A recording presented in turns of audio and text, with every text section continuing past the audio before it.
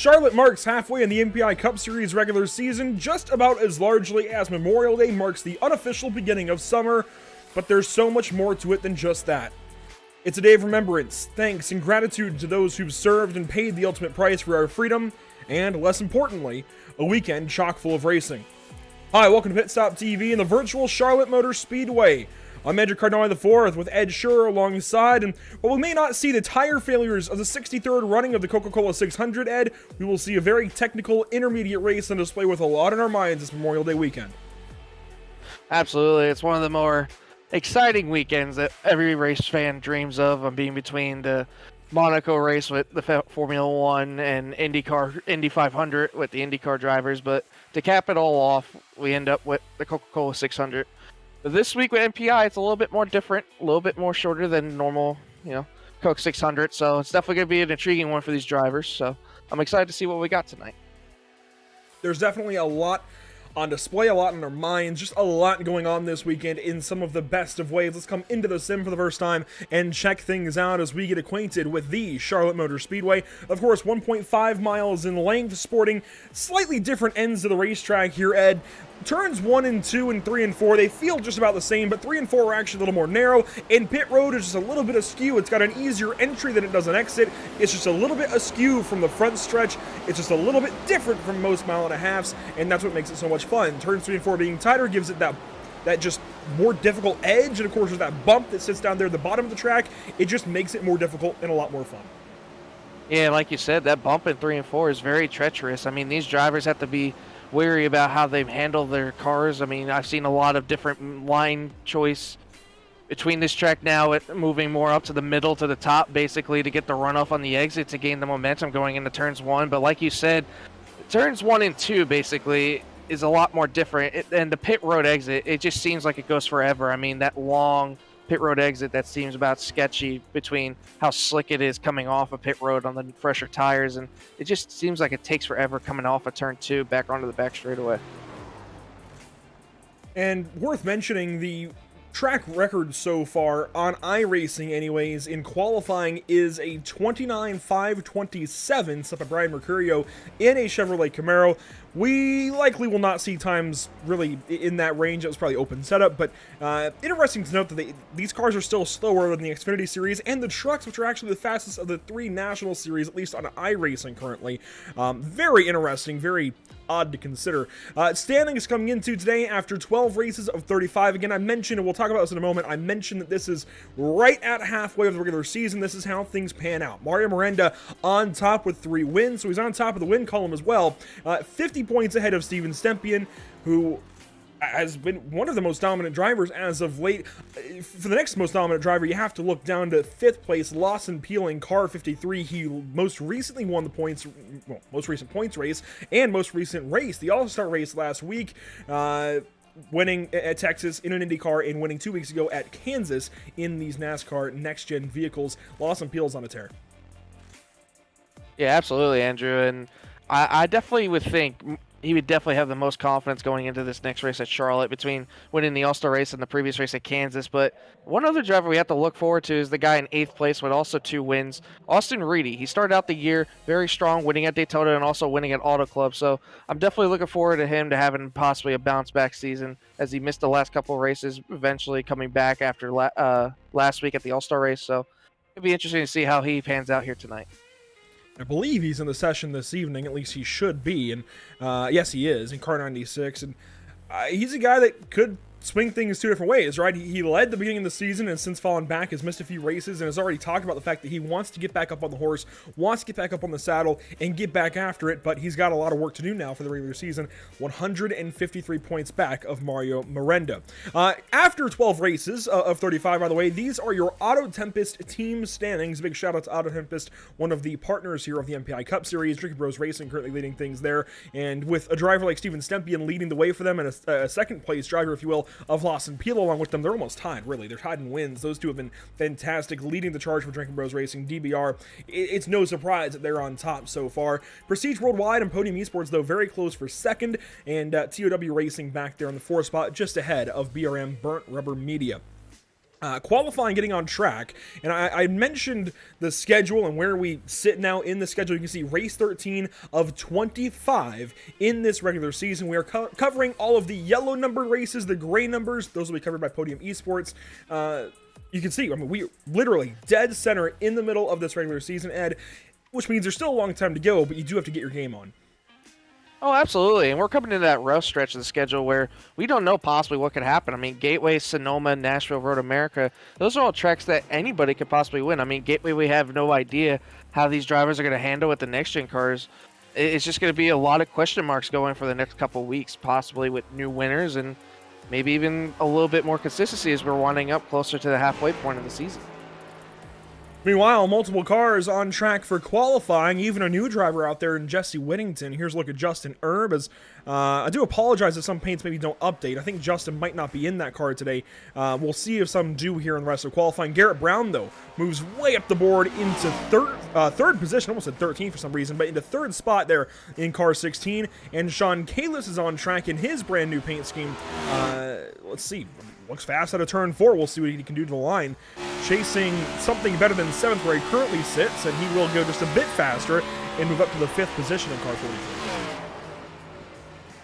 And the big thing to understand here is basically the lot of momentum carry. I mean, these drivers should basically be running the top to gain as much momentum as they possibly can in their qualifying lap. I would definitely look to see the second lap for these drivers to be their money lap, basically to get all you can out of it as we're on board with the 01. Looks like he's nailing the bottom pretty well. Parker Bland in this beautiful 01 machine coming out turn 4. Let's see what kind of lap he has for the opening. Coming off to his second lap. 30.571. That's good for 6th on the board. Pole time, by the way, a 30.355 at the moment. Brandon Banks has set that lap time. Brandon has been great in qualifying a few times this season. As there you see, the paint has updated for Parker Bland, and I do love that 01 car. That looks good out there this evening. A few other drivers on track for qualifying, including Wyatt Brackett, who's just left the pit lane, headed on track. Justin Hendry on track as well in his number 11 Toyota Camry. And he will come across the line and go a bit faster up to the 6th spot, moving Parker Bland down to 7th. And Bland actually fires back up to 4th position. Yeah, like I mentioned before, I mean, that second lap is basically your money lap, so I'm not surprised there to see him pick up on that second lap, Andrew, one bit. Here's Dakota Curtis on track. Now, we will not have the back end of qualifying coverage. You'll see why in a moment. We have a special message from somebody and a very special message to share. So we do apologize if you guys are looking forward to that whole coverage, but I think you'll enjoy also and appreciate what we have coming up in a few moments. Dakota Curtis, though, on track in car number 1. It seems like a lot of these drivers, more than half the field waiting deep into the session. Only 10 cars have put down a time. Granted, there are about 4 on track right now. I'm very surprised these guys are waiting as long as they are. Yeah, I'm more determined possibly maybe a little bit of a weather change maybe they're hoping for. Maybe it grips up a little bit more to their liking. I mean, we've seen a really faster times in practice. These guys are running just around 1s to 2s, and right now pole time's around a 3, so it's definitely falling off its speed just a little bit more as we see the weather for the track. Definitely a little warm for their liking, so we'll see if it changes going on during the race. Here's Joe Sanchez, somebody else who's been quick so far this season. Got a race win back at Phoenix Raceway earlier on, and has been in the conversation multiple times, but has also been kind of all over the place. He's had great days where, you know, he's run up in the top 5, even in the top 3, and then he's also dropped down outside of the top 10, finished around 12th place or so. So hopefully,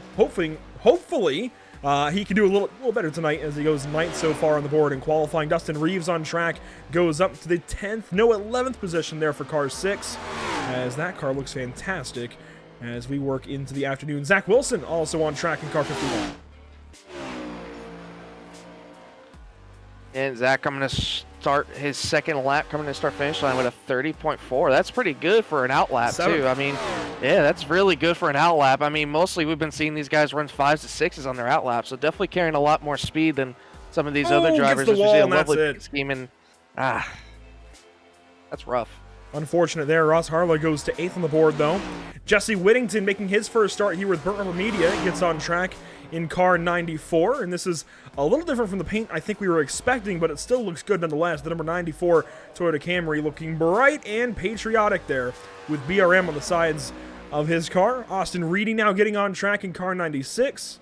Mario Miranda, point leader down the backstretch, sporting some patriotic colors as well. Yeah, very, man, I say Marines looking little paint scheme there. I love to see that. I mean, we definitely got to give support to some of our troops out there. I mean, they're the reason for our freedom, and definitely a great day to commemorate all those lives that, gave tribute for us. I mean, just fabulous how we're showing out here tonight in MPI series.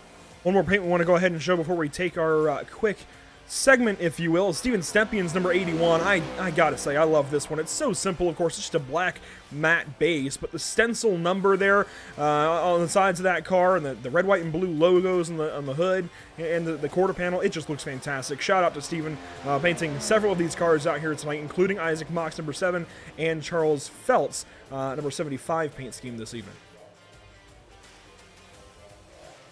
It's almost got that Dale Jr. look to it. I love it. Does, it looks fantastic. Now, while qualifying wraps up, we do have a quick message to share from somebody that I think is very, very important with the context, of course, of Memorial Day. Let's go ahead and turn things over and check this one out.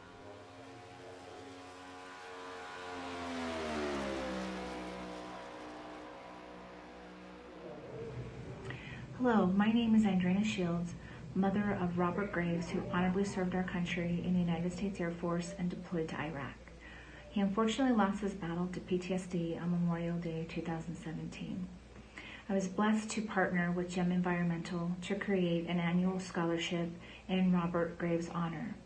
And it is my honor to present the first scholarship to Shay Prescott. Shay's honorably served in the United States Navy and also deployed. He wants to continue his education and achieve his engineering degree so that he can continue to protect our great nation. I cannot think of a more deserving person to receive this first scholarship. Thank you for your service, Shay, and may God continue to bless your journey. Thank you.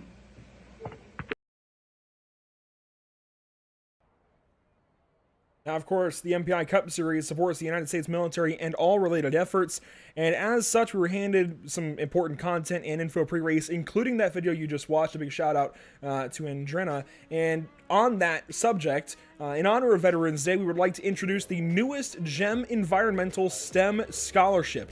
The first annual Robert Graves Memorial Scholarship for Veterans in STEM.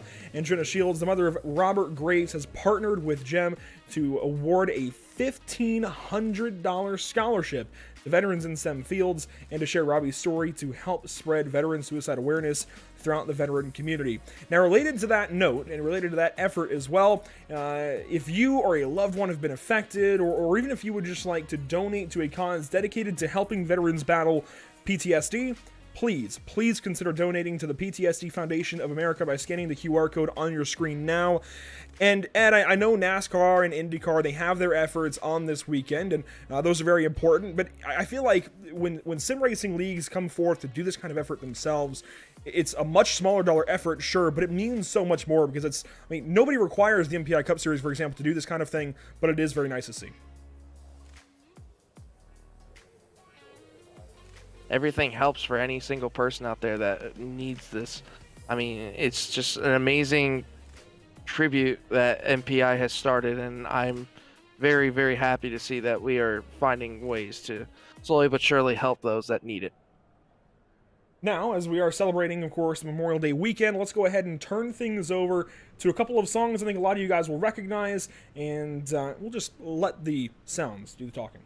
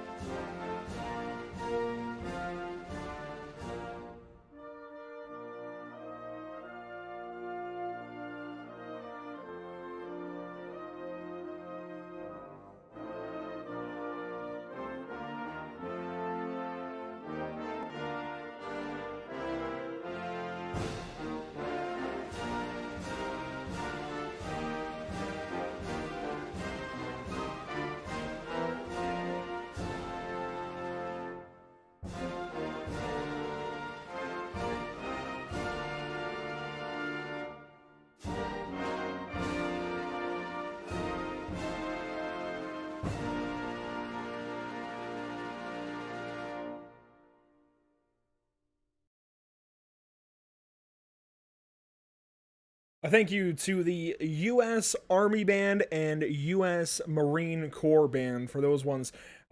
Really do appreciate the ability to actually bring those up and play those for you guys. I know it's a little bit different from what we usually do in pre-race, but glad to do so here on Memorial Day weekend. Let's go ahead and get back into the sim here, Ed, as we get ready to go racing for 300 miles. This is the Drive to Honor 300 on pole this evening. This is a number that I know a lot of Jimmy Johnson fans wish had finished up higher today at Indianapolis. Alex Buscarella in car 48 on pole at Charlotte. That will certainly do some Jimmy Johnson fans, I think, some service, including Emerson Arden on social media today. Brandon Banks will start from outside pole, being moved back to that second starting spot in the back end of qualifying. Starting third, you'll find Ross Harlow in position, in car number 5. Garrett Brown starts from 4th. Starting 5th, it is last race's winner and last week's winner, Lawson Beal in car 53, then Joseph Mahar from 6th.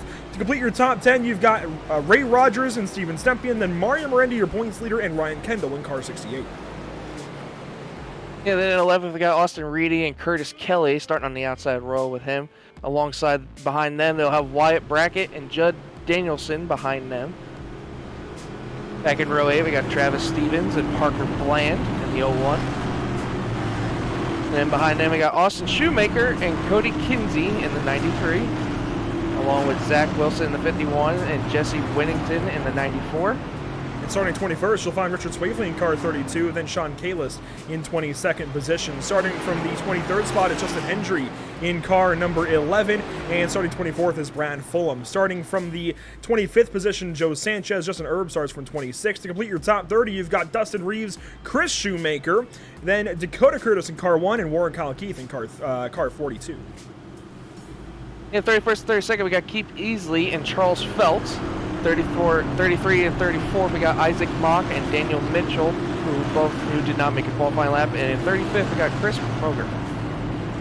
Rogar breaking up the back end of the field in that fast at all number 17. You see the field headed down to turn number 1. You can see the dust all over the racetrack as well, getting kicked up. The air temperature 84 degrees, just shy of 85, and the track temp is 102 scalding degrees in Harrisburg, North Carolina. We appreciate you guys tuning in today and watching this one. This should be a fantastic one here at the Charlotte Motor Speedway. A big thank you to our partners as well, of course, Tucson Sound Art, Permanent Makeup in Cryo in Maine, Whiplash Media, SimCams, and BAM Racing Videos. This should be a fun one, Ed, as we've got, again, 2 Chevrolets on the front row, cars 48 and 54, ready to go after it and duke things out to turn number 3. The Toby Christie 18 stands out on the bottom side of row number 4.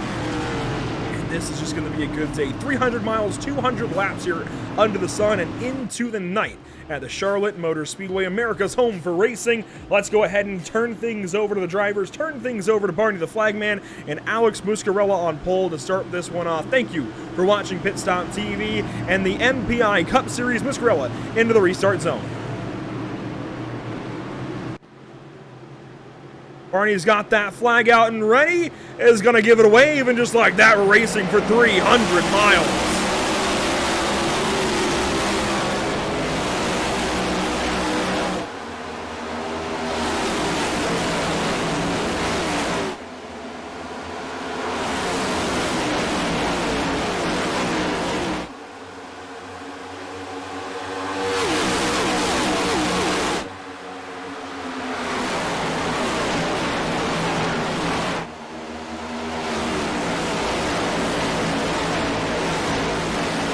Just like that, one lap goes complete at Charlotte Motor Speedway. Buscarella leading, Harlow slides into second.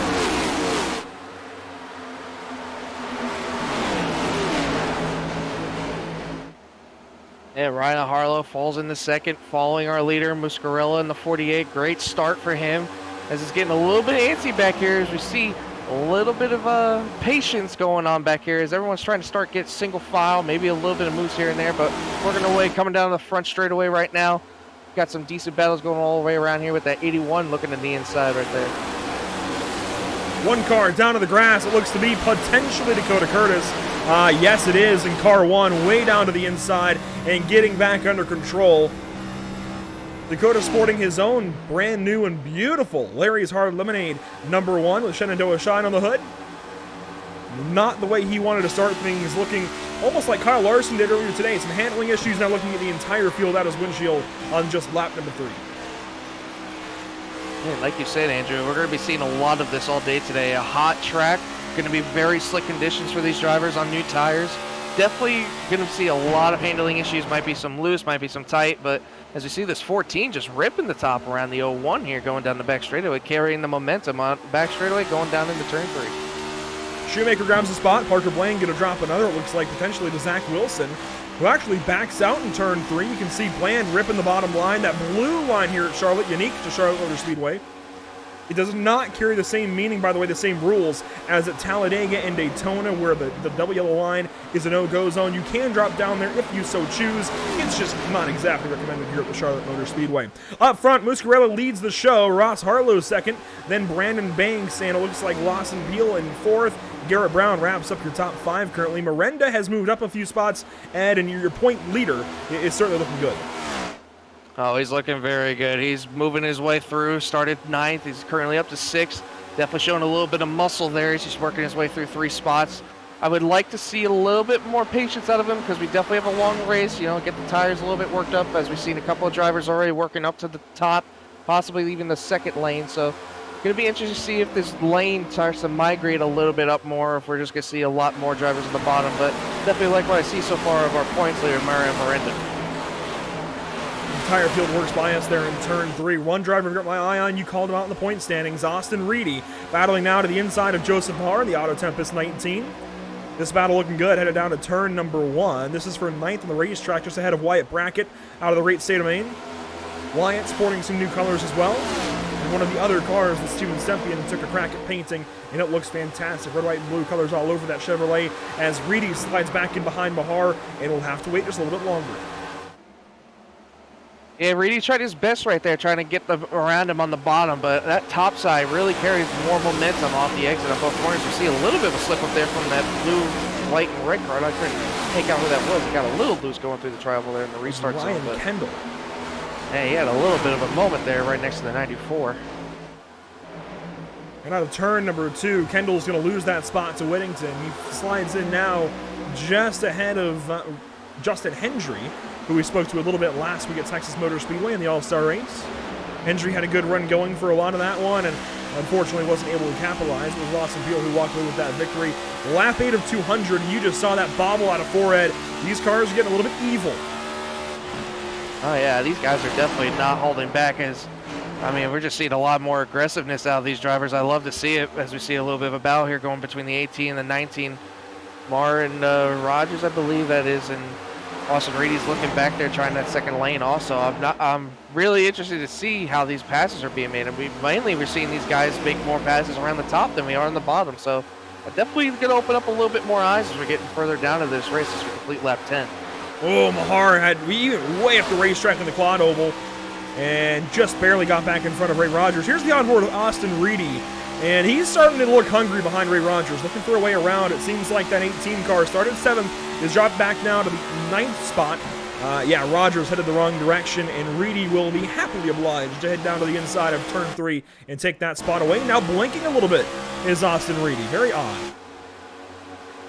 Yeah, and I personally know Austin Reedy. I've been friends with him for a while now, and I definitely know him to be a little bit more of an aggressor more than the passive type. Once he loses a couple spots, basically sparks a little light into him, basically knowing that he has to make up as many positions as he can. So I'm not surprised here to see him making the moves he is.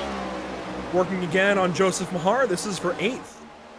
As they've each moved up a spot. And Ray Rogers now going to fall victim to Wyatt Brackett out of turn 4, it looks like. And of course, we are racing to a lap 45 stage break as Reedy makes some ground up on the bottom side. Curtis Kelly here as well. But Brackett is fighting Rogers very importantly for that last stage point currently. That would be for 1 stage point. I know it's not a whole lot, but those tally up at the end of the year. Yeah, exactly. Every point matters to that point, Andrew. Even if it means the last point, that guy behind you, he doesn't get any. You get the last one. So, it's a big standout to get that last point in this top 10. But I love what I'm seeing right now. We got side-by-side back here for about 3 rows deep. So it's definitely not like a momentum gain from anybody. It's a lot of side-by-side going on around this track right now. Miranda down to the inside of Brown. This is for the top 5. In fact, this is for 4th position as Miranda continues to move forward. Brandon Banks continues to slide, and Banks seems to qualify really well and then burn those tires up as of late. Maybe that's something for him to work on in the second half of the regular season. And you can see Miranda's number 99 Toyota Camry nose ahead for a moment. Get some ground there on the Coast Guard throwback. That's definitely a throwback, isn't it?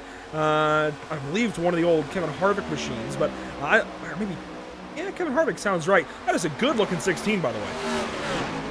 Yeah, very good-looking 16. Almost, I forget who it was. It looks like he ran in a paint scheme like that. That also may look like a Kevin Harvick car, to be honest with you. Yeah, I think that's a Harvick Busch car from around 2004, 2005, that area. But good-looking car regardless for Garrett Brown. Appreciate the throwback there. Lap 14 of 200 going to wrap up and give way to lap 15 now as Reedy continues to work on Mahar.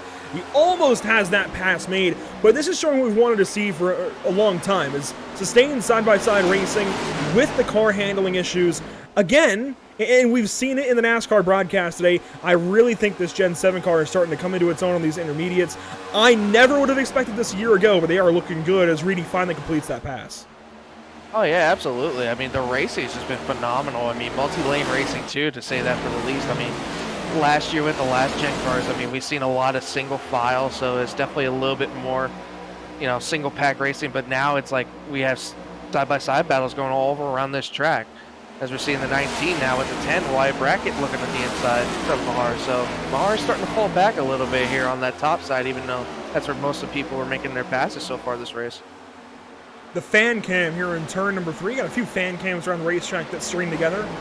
This in turns 3 and 4, and then this one coming up just past the start-finish line gives you a great view of what it might be like to sit at Charlotte Motor Speedway. I'll tell you what, that is quite authentic looking. That is a fantastic view. And this from the Grand National section, just under those suites in turn 1.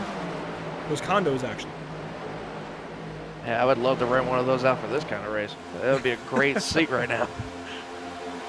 So bracket working on Mahar, that's for the 9th position. And there's a guy go way back here. Do you see that, Ed? This is a lot of guys going at it. Justin Hendry involved in this. Travis Stevens, Joe Sanchez way back here. Justin Erb, it looks like, in car 24. Oh, they're getting tight out of the 4th corner. Yeah, and you mentioned who's back here. Joe Sanchez is one of those guys that's been like up and down this season so far. He'll have great finishes. He'll have those kind of like low pack finishes, like around 11th to 15th. But, you know, I haven't really seen much back here that, you know, makes it look like Hendry. We almost had a moment there with the 2. Man, we almost had 3 wide right there. I don't know how that would have worked out, but I mean, just I love what I'm seeing all around this track right now with the side-by-side. It's just fantastic. It's like nobody wants to give up anything right now. It's just everybody's so aggressive to get to the front as fast as they possibly can. Yeah, Stevens in the 2, Hendry in the 11. They got close out of turn 2. Sanchez takes advantage. You see Chris Shoemaker lining up a run on the bottom. Justin Erb has fallen back a little bit. Sean Kalis looking on. Richard Swavely on the bottom of the corner here as well in position 24. Let's go on board at Swavely. This is way back in 24th. I mean, do you really want to fight that bad if you're back here? I mean, we're only racing to lap 45 for the stage. It seems like maybe try and keep yourself in one piece, especially when Erb gets that close to the turn 4. Yeah, it looked like the 24 of Herb had a little bit of a moment there. Had to check up a little bit. But, yeah, I definitely think you may want to calm down a little bit back here as far as back as you are. Shoemaker. I mean, the pack is still split up a little bit, too, by about 2 seconds from Joe Sanchez to Ryan Kendall. So it's a little bit of a gap starting between some of these packs. So I would definitely like to see a little bit more of a single file kind of to migrate. Ooh, Isaac Mock! Doors Warren Keith up the racetrack. I don't think he'll like that. That was a little close for comfort right there. Not at all, and I was just about to mention Warren Kyle Keith being stuck back here in this pack. He's got a race win under his belt that came back at Las Vegas Motor Speedway, one of the more recent SMI venues that we visited this season. But he is just not looking good here in Charlotte. Started 30th, currently 26th.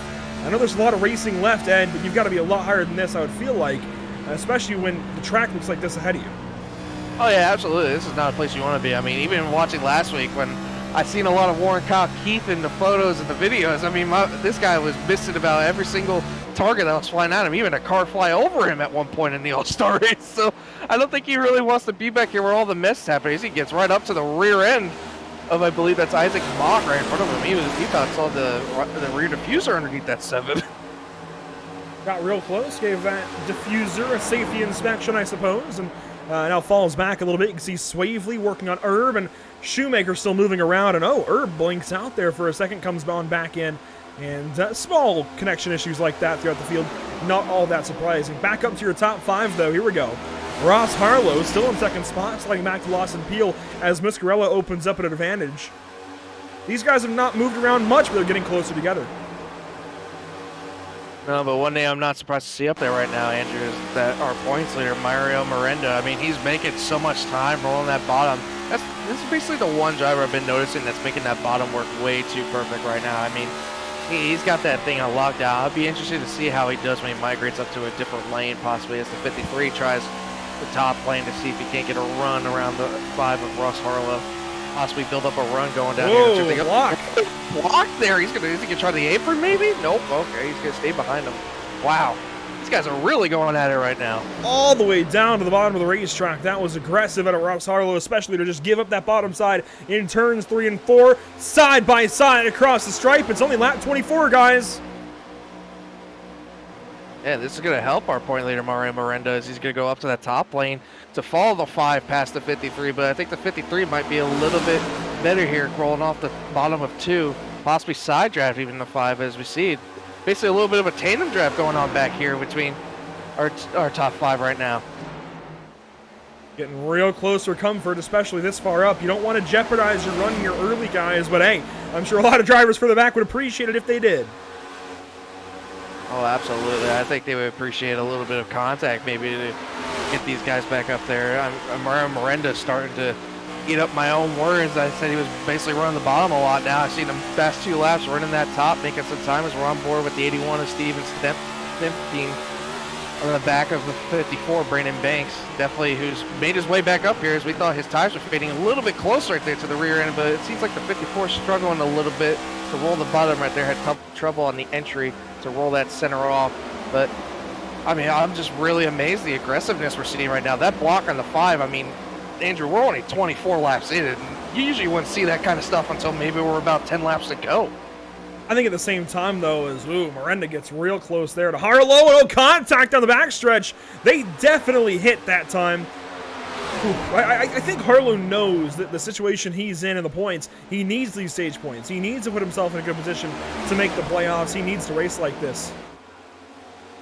Oh, absolutely, but the thing is also, you don't want to total your car in the meantime. I mean, as bad as you want these stage points, you want to make sure you're also there for the end. I know you want the stage points that bad, but you might end up having a better finish than you think. As aggressive as you're fighting for the stage points, as you see the 16 starting to make a move to the bottom of here too. He's got a little bit of side draft there too. Try to get a run on him going into turn 3 and 4, but I definitely like what I see out of this. Is our leader Muscarella is loving what he sees in the rear view, pulling up to about almost a 2-second lead on these guys.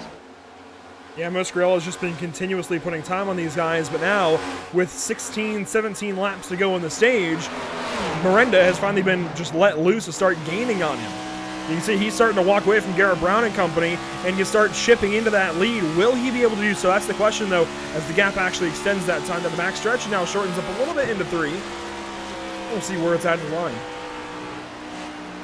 Yeah, this is going to be the kind of pace we're going to want to see out of these two between the 48 of Muscarella and the 99 Miranda. It's going to be interesting to see how the 99 reacts. Now he's got clean air in front of him for a little bit until he gets to the back end of that 48, but to your point, Andrew, I mean, these two just seem like they have the dominant cars right now between Miranda starting 9th and all the way up to 2nd, and our leader is about checked out to about, about 1.8 seconds. So definitely looks like it's barely chipping away, but I think give it some time. Maybe this 99 will start clicking in as he's going back to his bread and butter, running the bottom in 3 and 4. All the while, I think the top side is starting to fall off as even Brandon Banks has worked on by Ross Harlow. Stempy not able to go very far in this run. He's now going to work to the inside of Ross Harlow, and I'd imagine take this spot away. As you can see, Austin Reedy's closing in. I think the 5 car is headed backwards. Yeah, I think they found out a trap to work that 5 to the top and basically just gather around him. It's basically like a conga line. Just go around the slow guy and just make your way down the bottom campfire and pass the 5 car. Pretty much. That's basically how we're working here, but that's definitely something you don't want to see. That 96 was way far out, and the fact that he's gaining up on these guys, that's not going to be a sight you want to see possibly later on in this run if that 96 is coming. I really hope that's a quote Emerson decides to use on social media. Gather around the 5 car and pass him here, as it just seems like Harlow's headed the complete wrong direction right now. And maybe it's an adjustment that he can make to his driving style. These guys are on fixed setups. They can't do much to the car itself, but they can do they can change what they're doing with the pedals and the steering wheel to try and get the most out of the race car. And that's what it comes down to in these fixed setup races. That's why they're so entertaining to watch sometimes. And Harlow's definitely got to change things up as Austin Reedy closes into car 5. And I participated in some of these fixed races with this A-class car, and it's definitely frustrating the longer this run goes. I mean, to be fair, the laps aren't the same as these guys are running with the 200 laps. So it's definitely going to be a little bit interesting to see how they run. But the more I found out how to run this car is basically to back off a lot more the longer this goes. You don't want to run the same exact kind of entry and exit you do as you did in lap 1. As we see a moment right there from the 14. Man, he was about rim right on the wall. He's basically pulling a Kyle Larson right there. Mahar and bracket battle ahead as Shoemaker and Rogers got real close out of turn number 4. I earlier misidentified Charles Phelps as the other car that Stepien had painted. It was actually Judd Danielson's 85 Ford Mustang as Mahar and bracket battle just ahead of these guys out of turn 3. They are 9th and 10th in the top 10. And the last 2 spots to get stage points, if they can hang on to it, 3 wide out of the corner now as Mahar slid up and slowed the 10 down, and here comes Ray Rogers on the inside, making it 3. Yeah, and I don't even think Mahar meant to do that at all. I think he had a moment off there on 3 and 4 and just washed up the track right in front. But here comes the 14 of Shoemaker with the ride. I think this is the one guy. I think this is the only guy I think I've seen so far that's running that third line as great as he has. I mean, he's making up time like crazy up here on this third lane. You say that, and he gets the fence right there just a little bit, and that's going to back him up. So he was working it pretty nicely with that time. Jumped the cushion a little bit, gets it again out of 4. But, you know, that's easy enough to repair, I think, in the pits. That shouldn't hurt him too bad over the course of this race. He should, especially as these tires wear off later in the race, should be able to take advantage of that again. He's just got to trust himself. He's got to get that confidence back in order to be able to do that. Yeah, absolutely, and especially with how these next-gen cars are with the composite body. It's basically not as hard of a hit as you would in the previous gen cars, so it's definitely nothing that's going to hurt him tremendously. So it's definitely going to be something to see how it affects his car later in the run, possibly, though. Battling here for 10th is Judd Danielson with Joseph Mahar. That's a point he's racing for. It's a point not only for the stage, but if that holds for some reason over the course of the race, it's a point later on as well in stage 2, and a point later on when points are actually paid out for the finishing position. So I think especially that first position atop the top 10, so important, and it just sets the tone. If you're able to get stage points early, it really sets the tone for your entire day, especially in a longer race like this. You don't have any 300-mile races in the MPI Cup Series. The most recent was actually at Richmond that we covered in place of Podium Esports when it was 400 laps at Richmond Raceway. Of course, 3/4 of a mile there is 300 miles over the course of 400 laps. You don't see many races like this here in this series. You've definitely got to set the good tone early. Yeah, this is definitely a war of attrition for these guys. I mean, it's not the full 600 miles that we're doing, but still, it's a decently long race with the 300 that we're running. So it's definitely going to be a tier of attrition for these drivers. It's going to be a lot of sweat and just a lot of basically nervousness and wear and tear on the body. It's definitely a nerve-wracking race, too. I mean, you definitely want to impress, especially with how special kind of race this is on Memorial Day weekend. So definitely these guys are putting on the show so far. A lot of these cars work around this racetrack back towards the front. Muscarella is still way ahead of the field, but he is starting to back up a little bit to Mario Miranda. He's lost a few tenths over the last 5 or so laps, and I think the 48 is just starting to show maybe a little bit of weakness on this long run, and maybe Miranda is just flexing some muscle. Might be a little bit of both. I mean, we might be seeing also the tires starting to wear out a little bit. This is about the time of the run where I definitely would expect some tire to fall off here and see where basically the long run cars are going to be consistent here. We definitely can probably point out easier who's running the better times in the long run too, compared to what we're seeing now. 40 laps complete here at the Charlotte Motor Speedway with 200. We are 1/5 of the way through.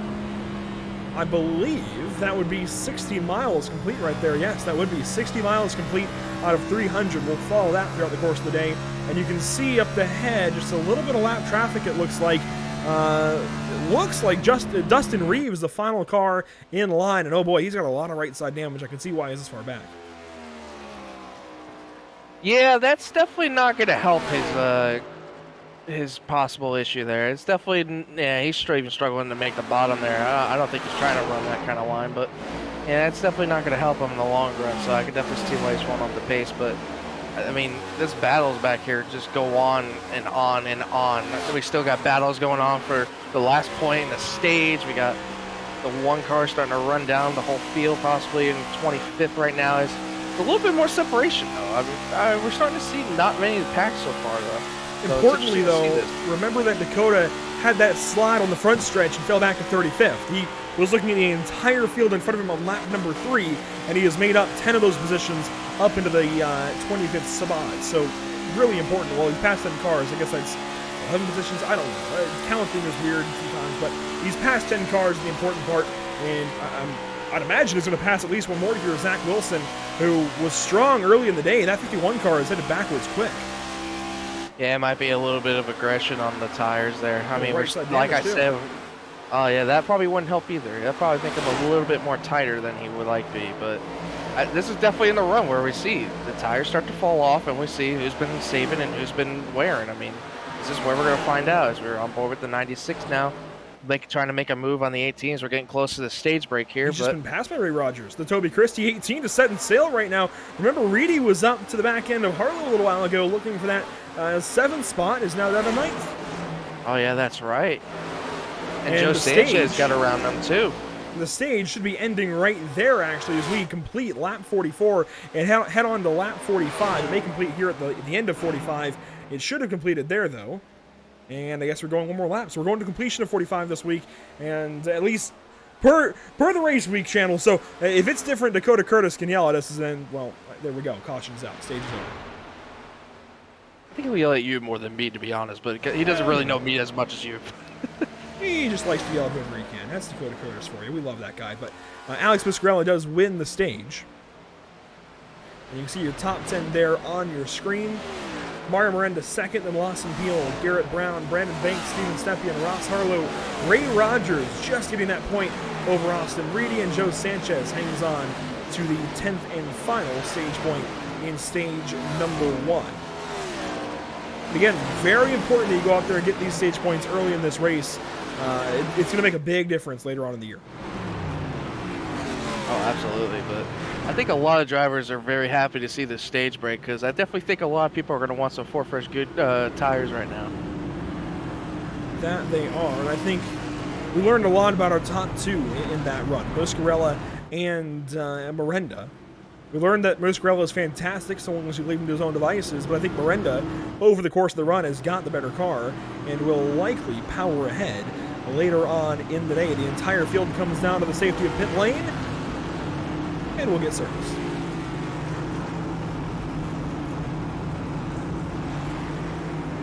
Yeah, I was very impressed with our top 3 there, Andrew, to say the least. I mean, our top 3 seems like the most dominant cars right now. I mean, Lawson Peel, Mario Miranda, and Alex Muscarella. I mean, just 3 dominant cars. I mean, Muscarella winning the pole and pulling away by a very, very large margin. Mario Miranda making up all the spots as he did.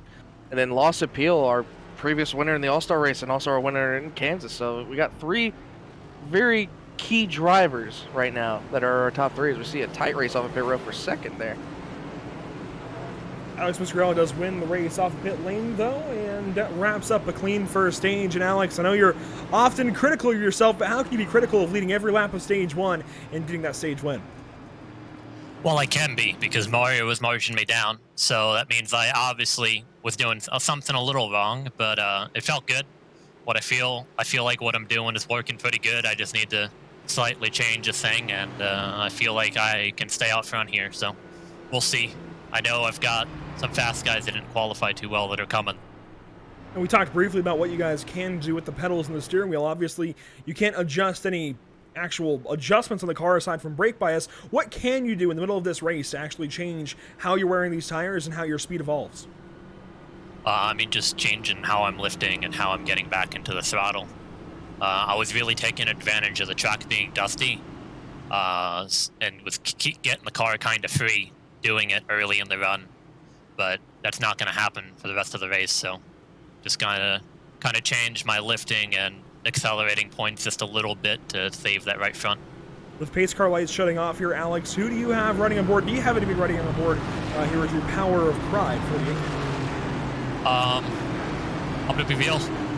I don't know. I kind of feel bad, but I don't know. Warren made the paint, and I didn't really take that good of a look at it. But if there is, well, I just had a big brain fart. Sorry, guys. All good, buddy. All good. Go ahead and get yourself focused back in on this restart. Best of luck to you. Thank you.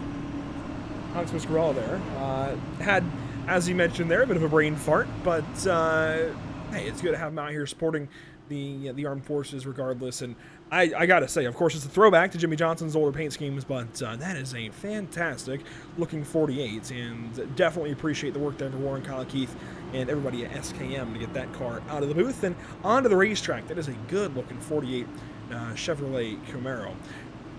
Muscarella on point. Miranda will restart from second rather, with just over 40 laps to go in stage number 2. Third is Lawson Peel. Fourth, Steven Stempian. Fifth, Garrett Brown. And sixth, Brandon Banks. It looks like Judd Danielson sneaks into the top 10 here. Joe Sanchez as well as we come down to the restart zone. Muscarella on point here. Let's get this race restarted. Stage 2 underway at Charlotte.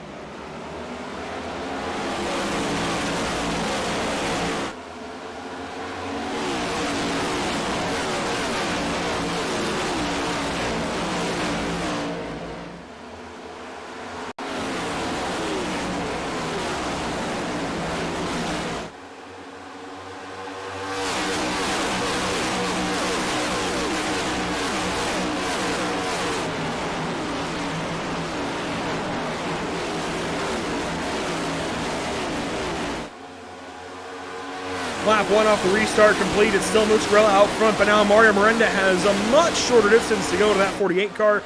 And Ed is looking good. Oh, he's looking very good. He definitely liked to see that competition caution. I mean, he was reeling our leader Muscarella down little by little, but closing the gap up on this competition caution, or the stage caution, excuse me, and the pit stops definitely will help him. And a fresh set of tires also will very much help him. But I'm definitely going to be interested to see how much of a prevail the Queen Air. Whoa, one car down to the inside. Garrett Brown in trouble. Car 16 down to the bottom.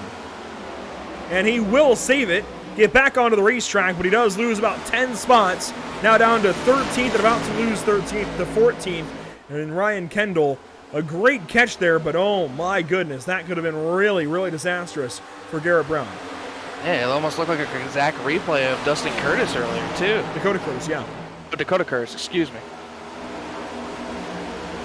So Brown gets a handle on that number 16 Ford Mustang, and you know, the fact that we're incident-free so far in this race, 52 laps in, I think is pretty remarkable. We saw a very much caution-laden first half, at least the first half that we could catch before we got going here with MPI, but a very caution-laden first half at Charlotte in the real stuff. These guys handling things very nicely. Now, I know they don't have the tire failures to worry about here, Ed, but it seems like this fix setup is handling nicely for these guys, which either bodes well or not. As I said we were, you know, incident-free, that has changed. Yeah, I think he jinxed it a little bit there. It's happened before. It's unfortunately happened before, as Sean Kalis is in trouble in the backstretch. Mark that down as my most recent jinx here, guys. I talk about not having incidents, and we get an incident. Sean Kalis in trouble.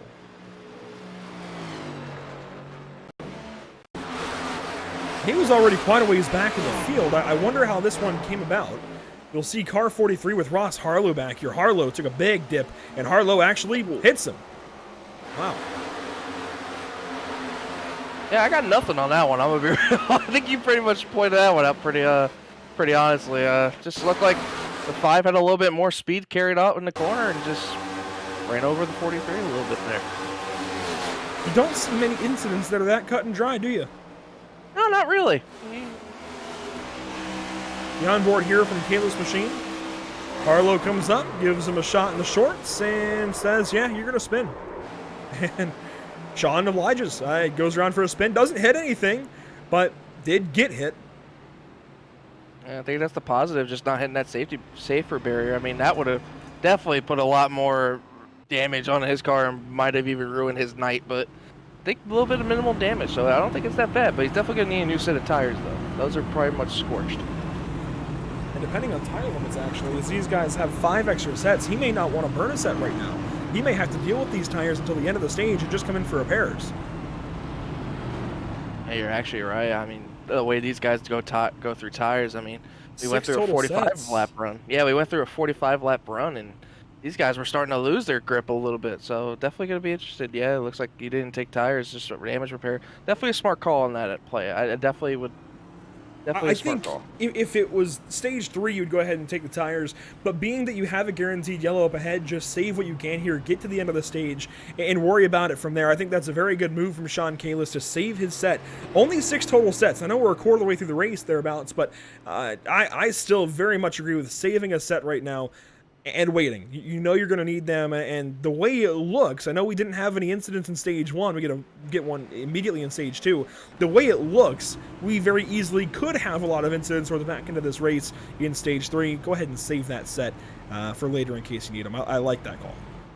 Oh yeah, absolutely. I mean, these guys would definitely have a little bit of a more tire fall off later on in the run. So if he just plays the strategy smart and saves his tires from now till probably about another 20 to 30 laps so into this run, I think he should be okay to evenly be matched with these drivers. But I mean, like we said, we got faster cars in the back of the pack, and just you never know what can happen. And plus, we also seen these handling issues, as we saw the 16 have the same moment as the one of Dakota Curtis had on the front straightaway. So anything can happen, you know.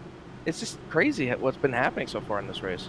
Track temps are dropping down to 98 degrees, and of course the front stretch will be, well, covered in shade here very, very soon. The backstretch and turn 2 through 3 will be baked for the rest of, let's see, probably the hour at least, if not beyond. I'd imagine they won't get covered with shade until probably the back end of stage 3. I don't think we're racing into the full nighttime here. You even saw it for the NASCAR race. It stays light pretty well into stage number 2 in the 600. It'll stay light, I think, pretty well into stage number 3 here for these guys. But we are at least racing into cooler temperatures and a bit of sun, well, a bit of sunset anyway. Yeah, I think it's a little bit more relief of these drivers that the track temp is starting to cool down a little bit. It's not going to be as slick, so, but it's going to be interesting to see what it looks like in about another 100 laps or so from now. By all means, let us know who you're watching for, where you're watching from, and just what you think of this day of racing here across the world. Of course, the Grand Prix of Monaco earlier in the day. I don't want to spoil anything in case people haven't seen it, but of course the Indianapolis 500 was a thriller. Loved that finish, loved everything about that race. And of course here today, now we are racing at Charlotte. Lap 55, going to give way to lap 56. Muscarella launches, and we're back racing at Charlotte Motor Speedway in the MPI Cup Series.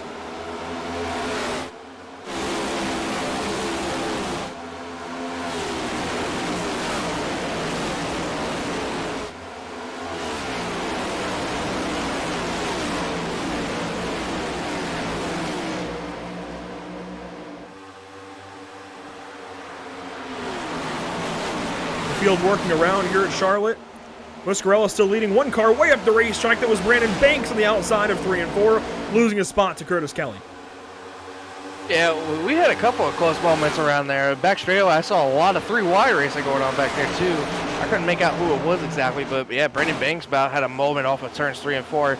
We seem to have had a couple of those kind of moments this season, to be honest with you. So it hasn't been nothing new. So definitely fun to see these guys having a little bit of fun with the handling of their cars right now.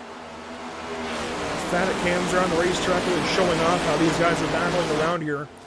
It's a tough intermediate track, and as Jamie McMurray was alluding to in the Fox broadcast, it's only just coming into its own, I think, with the resin they laid down in real life, and just the way this place has aged over the course of the years since it's been repaved. I think it's really coming into its own about this time. It's becoming a really fantastic racetrack, and this Gen 7 car and the NASCAR Xfinity Series and even the NASCAR Truck Series vehicles really bringing it to life as of late, as Cody Kinsey battles here with somebody who's got a very close number to him, Jesse Whittington, brand new to the field, one of the masterminds over at Burnt Rubber Media, and joining the field for the first time here in race 13. Good to have him. Man, he's having a great run so far. I mean, he's up 8 spots from where he currently started, so a great showing right now from this 94 machine. As he's getting a little bit of a lesson right now, as he's in a little bit of a more of a pack right now, as the 10 and Wyatt bracket is powering around the outside of him right now, going down the back straightaway. But great showing so far from this 94. Yeah, he stayed a little further back around the field, maybe around 20th spot or so for stage 1. Now moving up a little bit through some pit strategy, it looks like. Now, other takers on that most recent yellow included Ross Harlow and Judd Danielson, joining Sean Kalis on the list of drivers who pitted, but nobody else came in saving tires and just going for, well, of course, they don't have to pit on against the fuel at this stage. So these guys are all good to go. They don't really need to pit.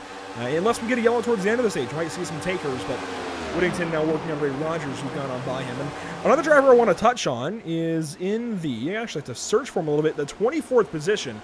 Parker Bland out there. I see over on the YouTube chat that his grandparents are watching for the first time this season, the first time they've been able to see this guy race, and Parker's got a good-looking 01 as well.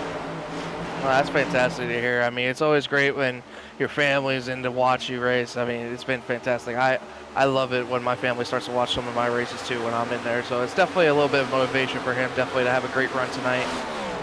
Right now he's a little bit further back than where he started, but at least he's taking care of the car like he should. And of course that American paint scheme definitely showing out for this Memorial Day weekend. It is a good looking 01 car. I really like what he's done there.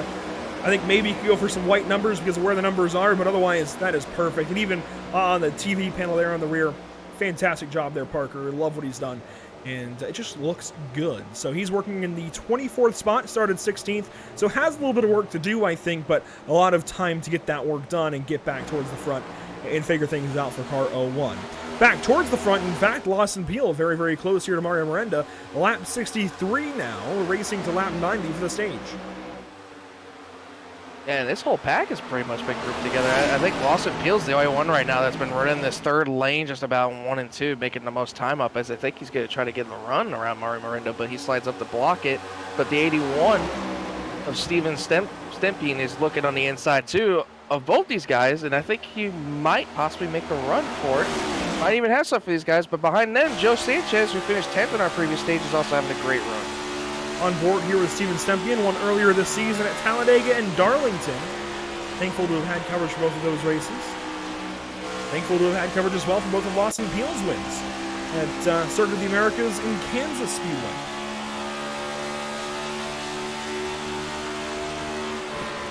Lawson working on the bottom side of Mario here into turn 3, lap 64. And the sun is still pretty high. We might not see as much sunset as I think even the drivers were imagining. We could see some proper daytime racing here at Charlotte.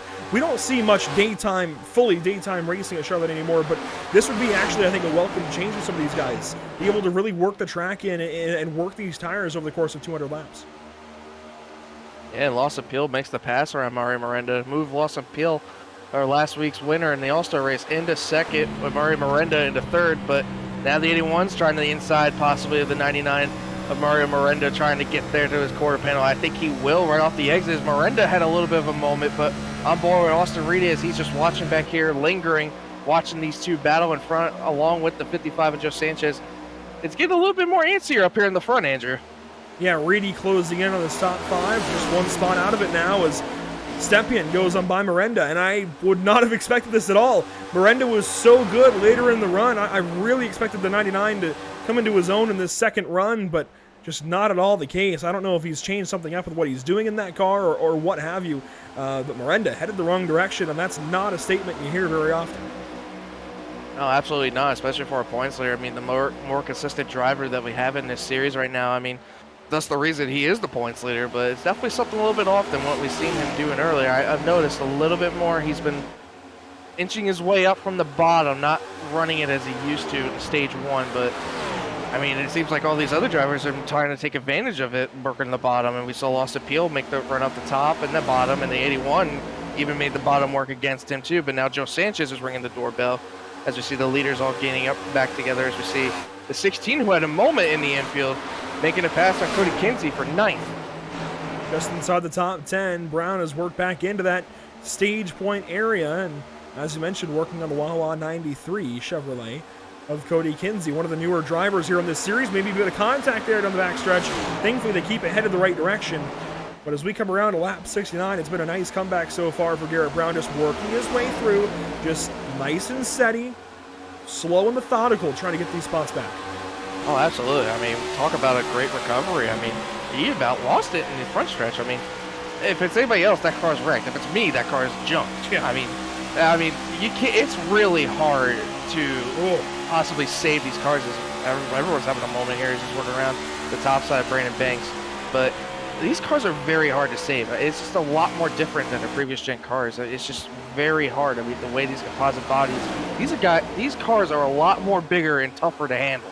It's a handful. And when these cars do step out, it's a different kind of sideways. It's a different kind of lack of handling than we've seen with the Gen 6. The Gen 6 is a very, I guess, stereotypical stock car. It's what it's been for so many years. Up until recently, actually, you could use 1956 Chevrolet parts on a NASCAR Cup Series stock car. That's not the case anymore. You've got to use completely what they come, what comes in the kit, basically, from Dallara for the chassis and other manufacturers, and you've got to roll with it. It's so much different, so much just new parts, and it's built symmetrically. It's a completely different method to building a stock car. It handles completely differently when it steps out. It works completely differently. You have to save it completely differently. It's all just different, especially with the new rack and pinion steering. The entire feel for the driver is completely different with this next-gen car, and I don't think that's a bad thing. All in all, I think we've seen a lot of great racing as a result of it, and a lot of drivers making more mistakes, which, I'll be honest, I've missed the days of NASCAR drivers making mistakes and having those crashes, and you see it means a lot more to finish now, I think. Go back 20 years to the mid-2000s, I guess the mid-aughts, if you will, it meant a lot more to finish a full 500-mile NASCAR Cup Series race than it does today, because so many cars finish today because they're all built so well. But it's getting to where it's so hard to handle. You see more tire failures now, some more mechanical failures, if you will. It means so much more to finish these races now. And we're even seeing that blend over to the iRacing side. These cars are on edge, they're tricky to drive, they're tricky to handle, and again, it seems like it means a lot more to finish these long races. Oh yeah, absolutely. And coming from me, Andrew, I mean, I've driven for about almost a year and a half now in iRacing for I have to say these cars are probably the hardest cars I've ever driven, just because of how much effort you have to put into these cars personally to understand how you have to manage your tires. The steering's way different. The sequential gearbox that we have now is different. We used to only have 4 gears in an H pattern, but now we have 5 gears in a sequential shift pattern. It's just all different. It's basically learning, like going to preschool again. You have to learn right from the bottom and work your way to the top of it. I mentioned that shout out to the Bland's grandparents. A big shout out as well to Steven Stempian, senior, I'd imagine, potentially always watching along with us. And I know there's a lot of you guys out there that do watch week in, week out. A big thank you to all of you. I know the Kinsey crew tunes in each week. Looks like Kaylee out, or sorry, not Kaylee out there, Kayla out there. I see Sarah Jane rooting for Ross Harlow.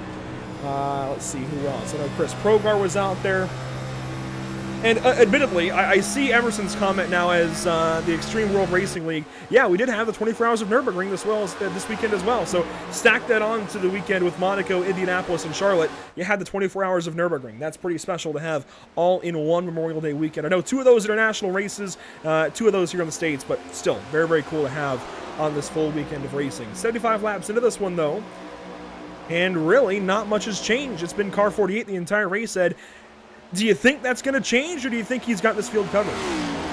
I honestly think I don't think anything changes unless he makes a mistake. I mean, he's been in clean air for now majority of this run, about 30 laps or so past in this run, and nothing's really changed. I mean, maybe the gap has been different because between the stage caution and the restart, it was a lot more different. He hasn't pulled away as much, but second and third have changed, and Mario Miranda has fallen off a tad bit more than we saw in the previous thing. But I definitely want to keep my eyes on the 53 and the 81. I like what I see out of both of these guys.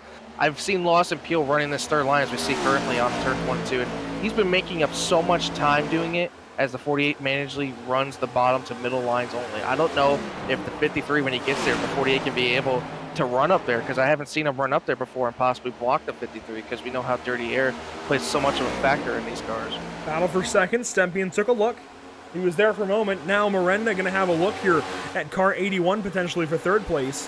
And that's the problem with moving out of line to make a move, or really just making a move at all in these next-gen cars, is you do often open up the door to somebody else behind you to make a move on you. So if you don't get that move complete, as Stempian did not, you can see the effect. Miranda is able to take a look and at least think about passing and put that pressure on. So you've got to be very, very careful about when you want to make up this pass and how you set this pass up if you're Steven Stempian.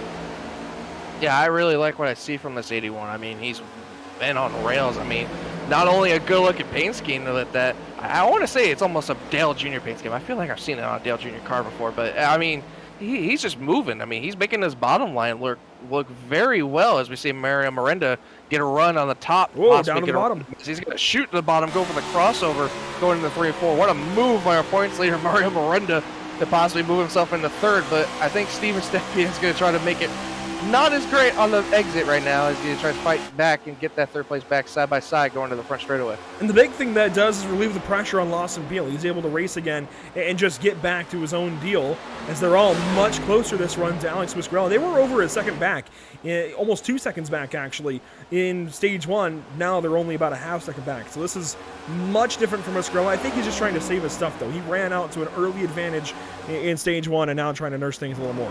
Further back in the top 10, Austin Reedy has dropped back. Remember, he was in the top 5 a little while ago. He is just all over the place today, now down to 12th position, battling here with Wyatt Brackett, Ryan Kendall, and even Warren Kyle Keith, who's joined the fight.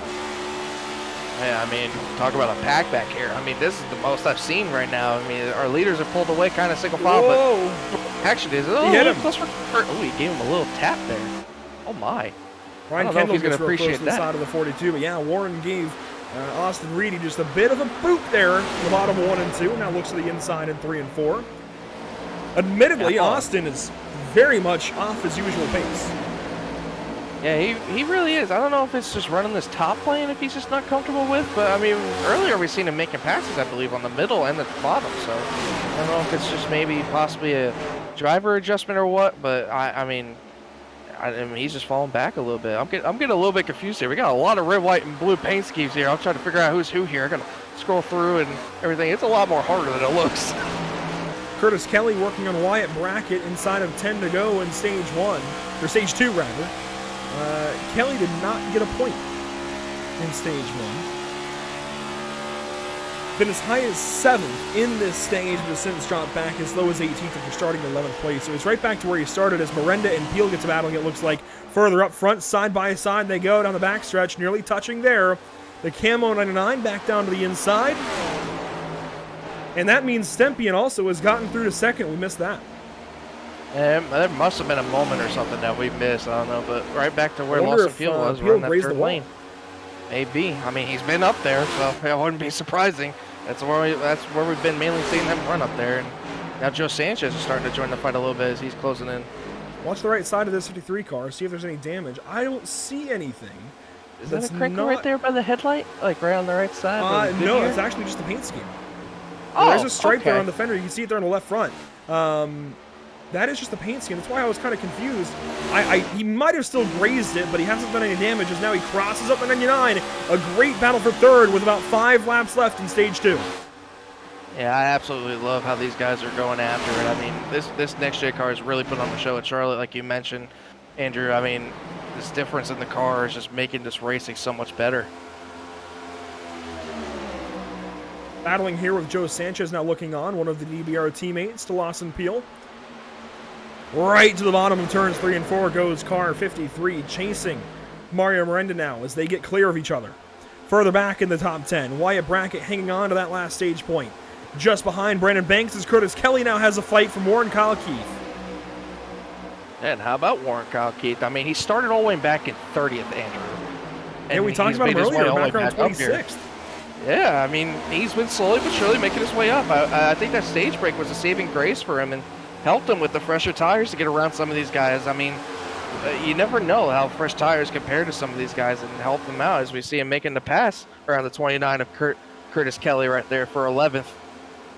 Now, if Brackett and Banks continue to battle, he actually could make up enough time on them to maybe battle for the top 10. I don't think a stage point is out of the question for Warren just yet. Gains a lot of time, that time down the front stretch on car 10. I really like what I see from this 42. He's definitely got a lot of speed in this 42 machine. And now we're going to see him try to build a run down here in the back straightaway going into turn 3 and 4. Maybe adjust his line to where he's not in the dirty air of the 10. He's downshifting. Oh, wow. Not surprised by that, but downshifts into 4th, it looks like, through 3 and 4. Pops back up into 5th, right around that 8,100 RPM mark. I wonder if it's maybe a little bit more of a tire saving thing with downshifting here. I'm curious. and it's just in 3 and 4 as well. It could also be with a tighter corner radius to just help you slow the car down and actually hold in the bottom of the racetrack. I know downshifting will help the car turn a little more, keeps the RPMs higher, and it can also just help you slow down, engine brake into the corner. I wonder if maybe that's a tactic at play for Warren as he battles here for the 10th spot once he gets a stage point. I definitely would believe so, Andrew. I think you're 100% right on that. I mean, we're about, about 40 to 50 laps into a run, so definitely the tire wear starting to play advantage. Like you said, maybe he's using a stability issue to possibly get the car to rotate. End of stage 2 this lap. Alex Muscarella, Steven Stempian, Mario Miranda, your top 3. Then Lawson Peel, Joe Sanchez, Ray Rogers, Garrett Brown, Cody Kinsey, Brandon Banks, and Wyatt Brackett, as it will be car 48 sweeping the stages today at Charlotte Motor Speedway. And the battle for 10th, right at the line. It does not change. Brackett hangs on to 10th, and the caution will fly. Yeah, nice little 3 battle win stage for right there. That was great.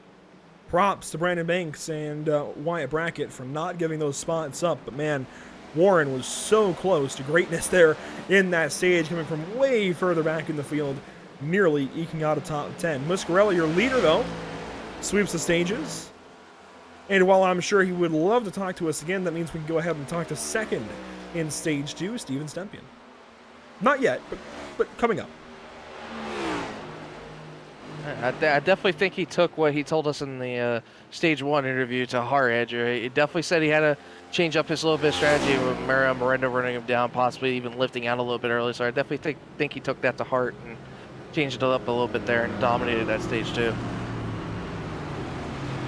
So the field checking up, slowing down on the back stretch. You can also see that blinking waiting light underneath our lap counter there, signifying to these drivers that caution is in fact out. Now, on iRacing, they have other tools to know that the caution is out, but in real life, that might be all you've got is those yellow lights flashing at you, signifying that the caution has flown, as Muscarella will lead us down to the pit lane. Once again, everybody's going to come in and take service. I have full confidence in that. I don't know why anybody would stay out here unless they're 1 lap down, but no cars are 1 lap down. Austin Shoemaker is actually the final car in the race. I'm very surprised he's dropped back there. He is 35th on the lead lap. Yeah, I wonder if that damage that we saw make contact with the wall earlier maybe has something to do with it. Muscarella works into the pit lane, into his box. You can see the leaders coming behind him. Oh, and Garrett Brown has to readjust. He went deep. There's Ross Harlow coming into the 3rd box. Joseph Mahar on the very far left side. And where does the 48 exit? Does he hang on to this race lead? Just barely, as you see Stempian racing the line there. Boy, that was close.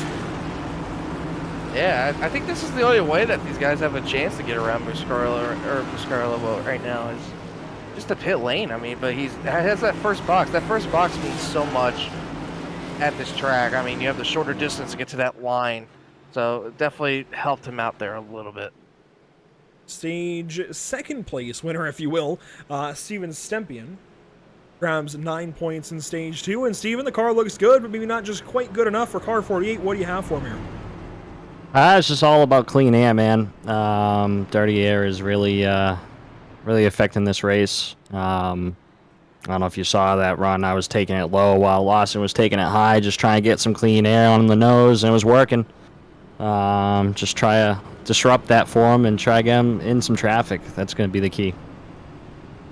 And what can you do on this restart specifically to maximize your effort here and try and get ahead of that 48? Is there anything you can do, or is it just sit in line and maybe wait for pit stops? I'd have to give you my strategy, I guess, huh? We don't have to if you don't want to. We got a long race left, so plenty of time left to make some moves. We'll see what happens. Now, who do you have riding on board with you? I know a lot of drivers in this field opting to have a service member ride along with them, or is it just the paint scheme that looks nice and I think honestly does the job? It's just the paint scheme, just in memory of everybody that served in the country. Just my tribute to everybody. There you go. 2-time race winner this season and 2nd place winner, if you will, in stage 2. Steven Stempian, best of luck to you, buddy. Thanks, bud. And Steven, of course, down there with Drinkin' Bros Racing, DBR. They've been fast all season long. And I've got several race wins as well. I think they are well, they are the top team per the Auto Tempest team standings. We can bring those up one more time. They are definitely the top team so far this season. We'll see if that holds through Charlotte, and I'd imagine with Stempian, Peel, and Sanchez up here, it is going to indeed hold. 3 of them in the top 5. We'll see what they can do on this restart, though, as we get a good look there at the Auto Tempest team standings. Muscarella still out front. This time, again, opting for the bottom side of the racetrack. Stempian then forced up top. Miranda third, Peel fourth, then Sanchez, Rogers, Kinsey, Banks, Brackett, and Brown, your top 10, as we come down and get the green flag one more time, potentially the final time in the race with 100 and a lot more to go. We've got a crash! A big crash in the restart zone. Caution flag back out. Justin Erb, no, who is that broadside? Cody Kinsey. My goodness. Wow. He was having one heck of a run, too. I mean, he was up about 20 positions from where he started. I'm really curious to see what happened there. I want to say it was maybe some sort of a checkup. I wonder as well, when we talked about the new sequential shifters in these cars, could have potentially been a shifting issue.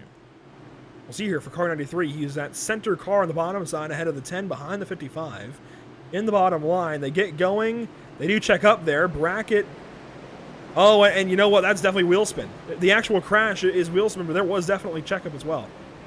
Oh, yeah, absolutely. Big trouble here for car 93. Yeah, it's very unfortunate, too. I was looking at him most of the race, too, and he looked really comfortable from where he was so far, but this is definitely going to be a heartbreaker for him. He was having a good day. I love the PitStop TV logo on the quarter panels that he always has, but just not a good restart. Got right up to Joe Sanchez trying to anticipate it, gets hit a little bit by Brackett, but really, it's just his own mistake. I don't know if it was spinning the tires. We can take one more look at it. He might have also over-revved it, potentially missing the shift. A good job by everybody to miss it. Yeah, I think he caught a little bit of the left front. Yeah, he got somebody in the beginning, but the fact that he was broadside that long, it didn't get hit again is impressive. Yeah, very much. These drivers have great awareness and understood where the wreck was happening. He was able to avoid it from being very, very huge wreck right there. Listen along here for car 93. He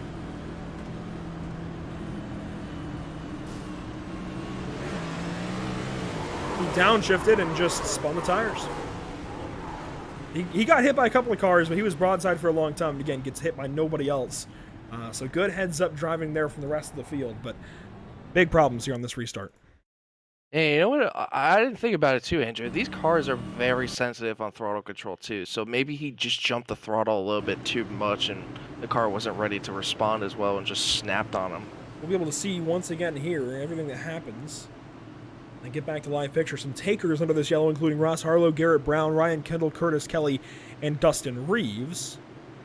And we'll see all the cars involved here. We'll even go slow-mo so you can really get a good look at it once it starts happening. So there's the checkup. They all just were trying to anticipate the start. You see Warren Kyle Keith down to the bottom side, advance it a little bit, and then he comes up and slaps the 16. Gets hit there by Kendall a little bit, and Curtis Kelly runs into the back end of Kendall. Whittington gets a little bit of the back end of Kelly, but otherwise, I don't think anybody else got damaged. I think it was just those 4 cars in total. Everybody else misses it. Yeah, it almost looked like Warren Kyle Keith was about ready to miss something from about happening, the way how far down he was on the trial over there. So now lap 96 of 200, and under the back end of this caution, we are going to go PitStop TV side by side for the first time tonight and catch us a quick break. We'll be right back.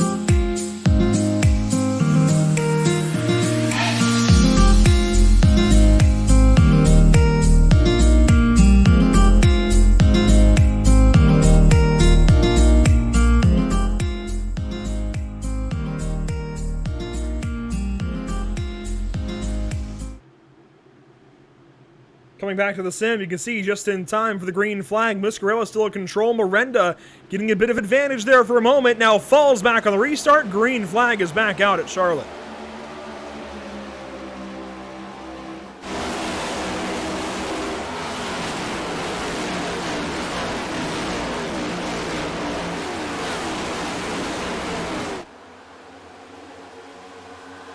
Oh, one car way down to the bottom. Whittington in the wall. He will save it, but gets a lot of damage in the process. Yeah, that was a very hard hit. And he's in a lot of trouble back here. He's got a lot of damage. He just might be done for the day. Yeah, that left front looks very KO'd. Let's go back and see what happened to him.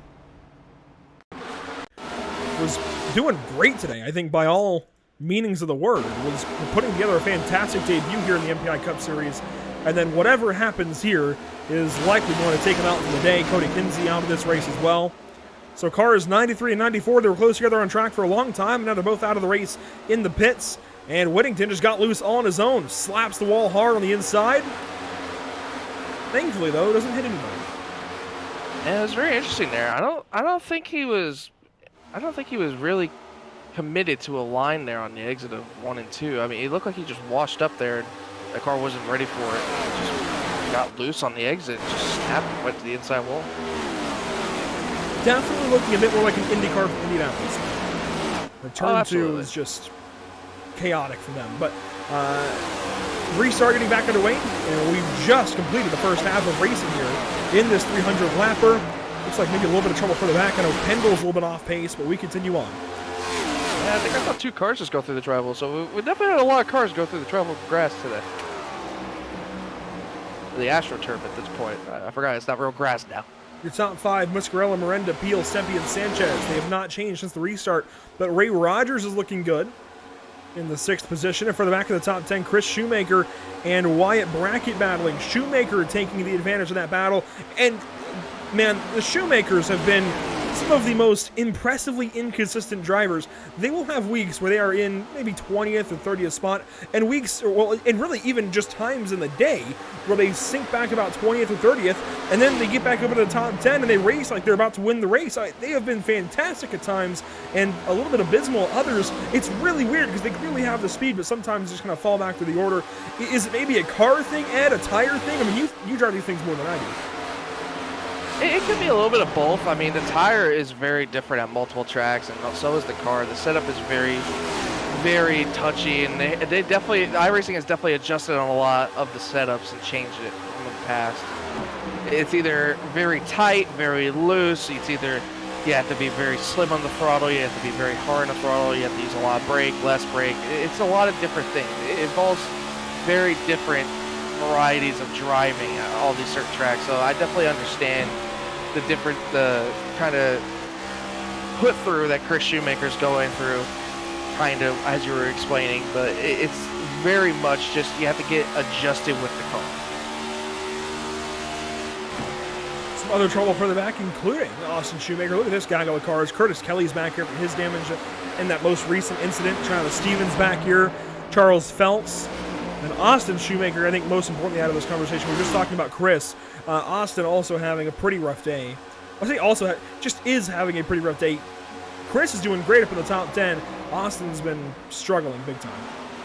Yeah, Austin at one point was making a lot of ground up. He was running that third line as we saw Austin Peel was earlier, but he was running that third line making time. As high as 11th earlier in the day, started 17th. As low as dead last, 35th.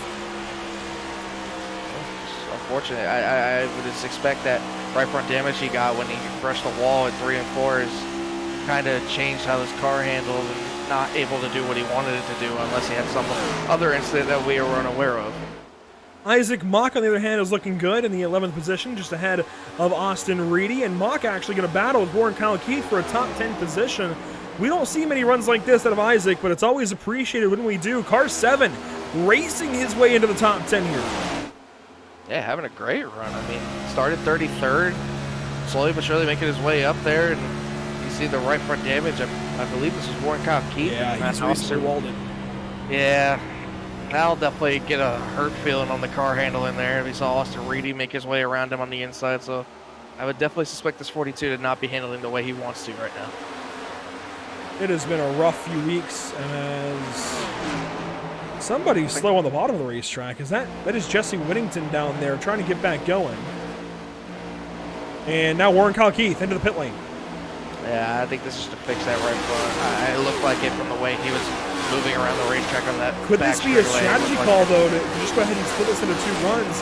I don't think you do this in 1 stop. Looking at what one? Well, you could, I guess. You could try and stretch it.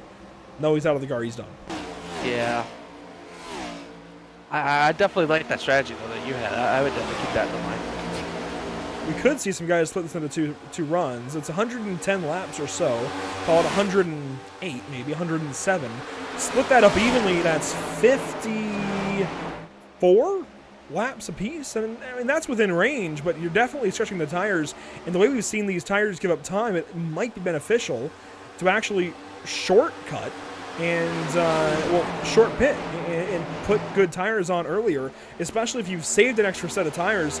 I really do wonder if we might see some guys split some strategies today. We might see a bit more of what we saw at Kansas, where you see some different strategies working. I know we only saw Muscarella try the ultimate strategy. Emerson and I covered that one quite a bit, but we could see some actual strategy games here today at Charlotte. I would not be surprised, like you said, Andrew, to see our top 5 possibly mix that strategy. I mean, it's been very hard to pass to get around our leader, and it's been steadily at about 0.2 to 1/10 every lap, and it's not really gained or lost any ground. But I would not be surprised to see maybe, a lost appeal, maybe a Joe Sanchez to jump the gun and maybe do a two-stop strategy here to possibly gain some track position, maybe even leapfrog our leader and maybe gain the lead there. But I don't know. It's really risky, but I think you gotta maybe at this point try it if you really want to try to get the win. Stempian looks to the inside appeal. Sanchez sits behind. And I mean, I definitely agree with some of what you're saying there. If you're going to do something to try and beat Alex Muscarella, well, you've got to do something different from what he does. And we know he likes to go deep on the run. Go ahead and short pit. Try it. Especially if you're somebody in the top 10, maybe not with impressive pace, but just kind of riding around almost maybe a Brandon Banks potentially, or Wyatt Brackett, a Ray Rogers. Go ahead and take that chance. See what you can do, especially for some of these guys that maybe aren't as full-time or really just aren't in the point situation. We can bring the point standings graphic up and we can take a look at it here. Brandon Banks, 13th. He could use some extra points. Let's even Dakota Curtis right on that cut line. He's really racing to Shoemaker, even though we take 16. One of those spots is spoken for that is not in this top 20 graphic, and that is Zach Wilson, who won at Richmond. So if you're Dakota Curtis here, go ahead and take that risk. If you're Ray Rogers in 20th, go ahead and take that risk. Wyatt Brackett in 11th, Brandon Banks in 13th. Take that risk, maybe. Try an alternate strategy. Try to stop this thing and beat those guys ahead of you. Yeah, exactly. I mean, like you said, Andrew, what do you got to lose? I mean, what, a couple points? I mean, we saw Wyatt Brackett about 200 points back. I mean, it ain't going to change nothing. I mean, you could possibly leapfrog and gain more points than possibly the guy in front of you and leapfrog the point standing. So it's anything that can happen. It's just dependent on when you want to do it. But like you said, with the two-stop strategy, I think it would have to be coming up here soon if you really wanted to try to do it. But I just don't know if it's gonna really pay off a while. I mean, I would definitely love to see that kind of excitement possibly to lead down to the end of the race. But it's just gonna be interesting to see if anybody tries it. Well, if we take 108, we'll say, right, 108 divided by 2, and that was 54. 108 divided by 3 is 36 laps. So you would go the 72 to go, which would be 100. Lap 128 is 72 laps remaining in this race. You'd be racing for another 13, 14, maybe to 130 to cover yourself up a little bit. Somewhere around 130 to 135 if you want to go ahead and take that two-stop strategy, or really 125 to 135. And then if you're one-stopping this thing, you've got to run nearly to 50 to go. You've got to run to lap 145 thereabouts if you really want to make best use of your tires. So that's what we're looking for. We're looking for 125 to 135 for a two-stop and 140 to 150 for a one-stop.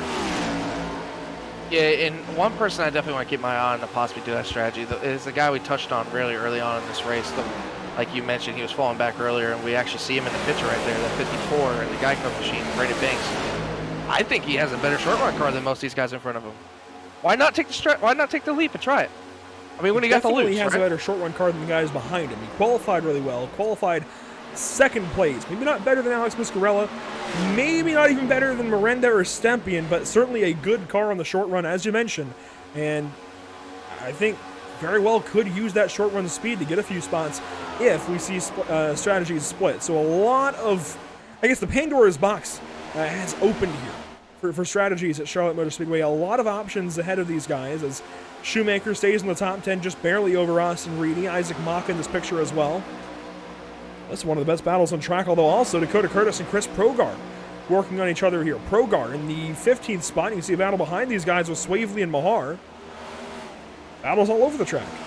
And Dakota Curtis is starting to make up a little bit more ground after that incident in Trial. So he's starting to slowly but surely march his way back up to the front, but definitely like what I see right there as we see the 5 and I believe who made the pass. I couldn't make that car out. I believe that was a 7. Nope, that was the.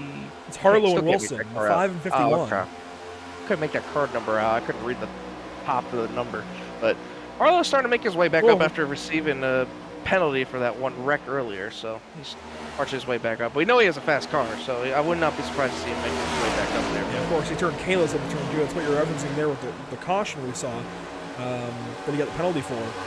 Very interesting as well. I hadn't, I don't see the race control messages, so I forget about that, but that's definitely a big part of it. When you turn somebody here, you get that penalty, you get sent to the back, and you've got to build your way back forward. So definitely something to keep in mind when we see those drivers cause incidents like that. This is Skip Easley, though, in the red, white, and blue 27 on the outside of the track. The black, white, and blue, black, white, and blue 19 on the bottom side is Joseph Mahar, and the red, white, and blue 32 is Richard Swavely. Now, I was just talking about Isaac Mock and praising his run today. He's dropped back a little bit here, Ed, down to, the battle for 11th anyways, because he was just behind Austin Reedy. Now Power's back ahead of him. Yeah, and it looks like he's struggling a little bit on the bottom here. I don't know if it's something with the tires fading away on him, or if it's just about getting that time of the run where everyone's starting to get a little bit faster. We're starting to see those long run cars start showing up here a little bit, and maybe he's just that kind of middle run guy that shows up and tries to manage his way towards the long run. But as you see Austin Reedy working around him on the top side in 3 and 4, we're on board with him here in turn 3. Definitely still a very impressive run for him. I mean, he's definitely had a long day starting all the way back from 33rd. So it's still, no matter what, a good run for him is. A little bit of side drafting there on Austin Reedy going into turns 1 and 2. So he's definitely not giving away this position very nicely. A battle up ahead for the 4th spot, Lawson Peel, Joe Sanchez.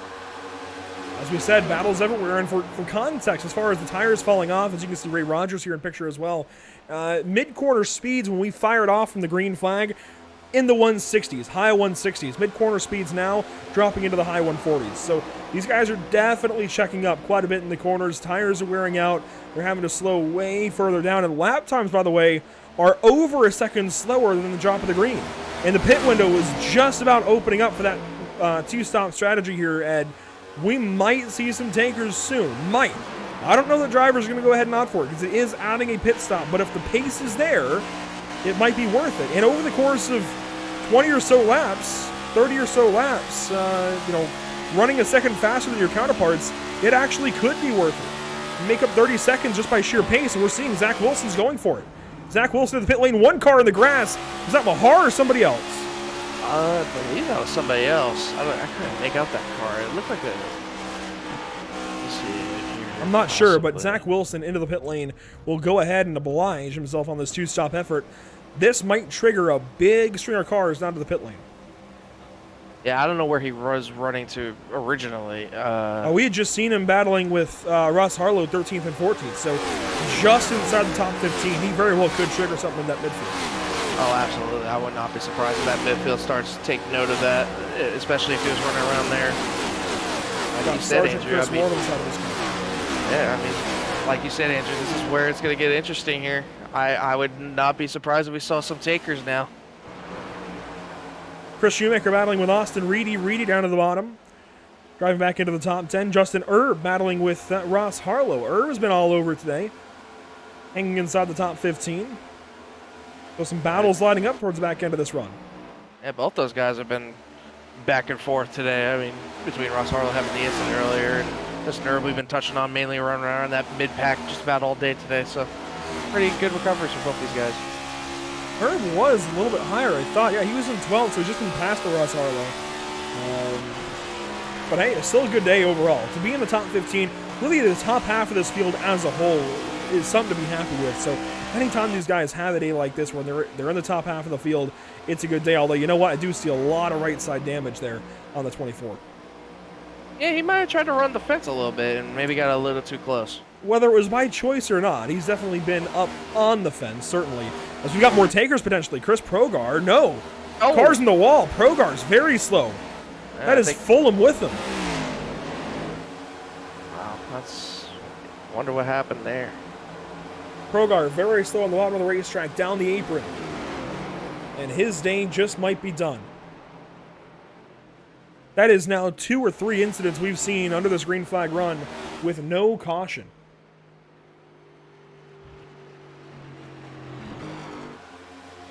So Progar will come in and we will take a replay.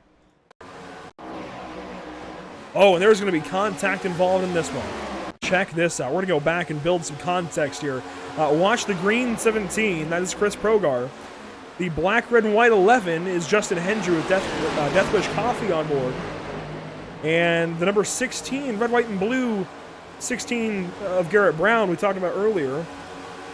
Watch him as well. Just watch all 3 of these guys, most notably, of course, that green 17.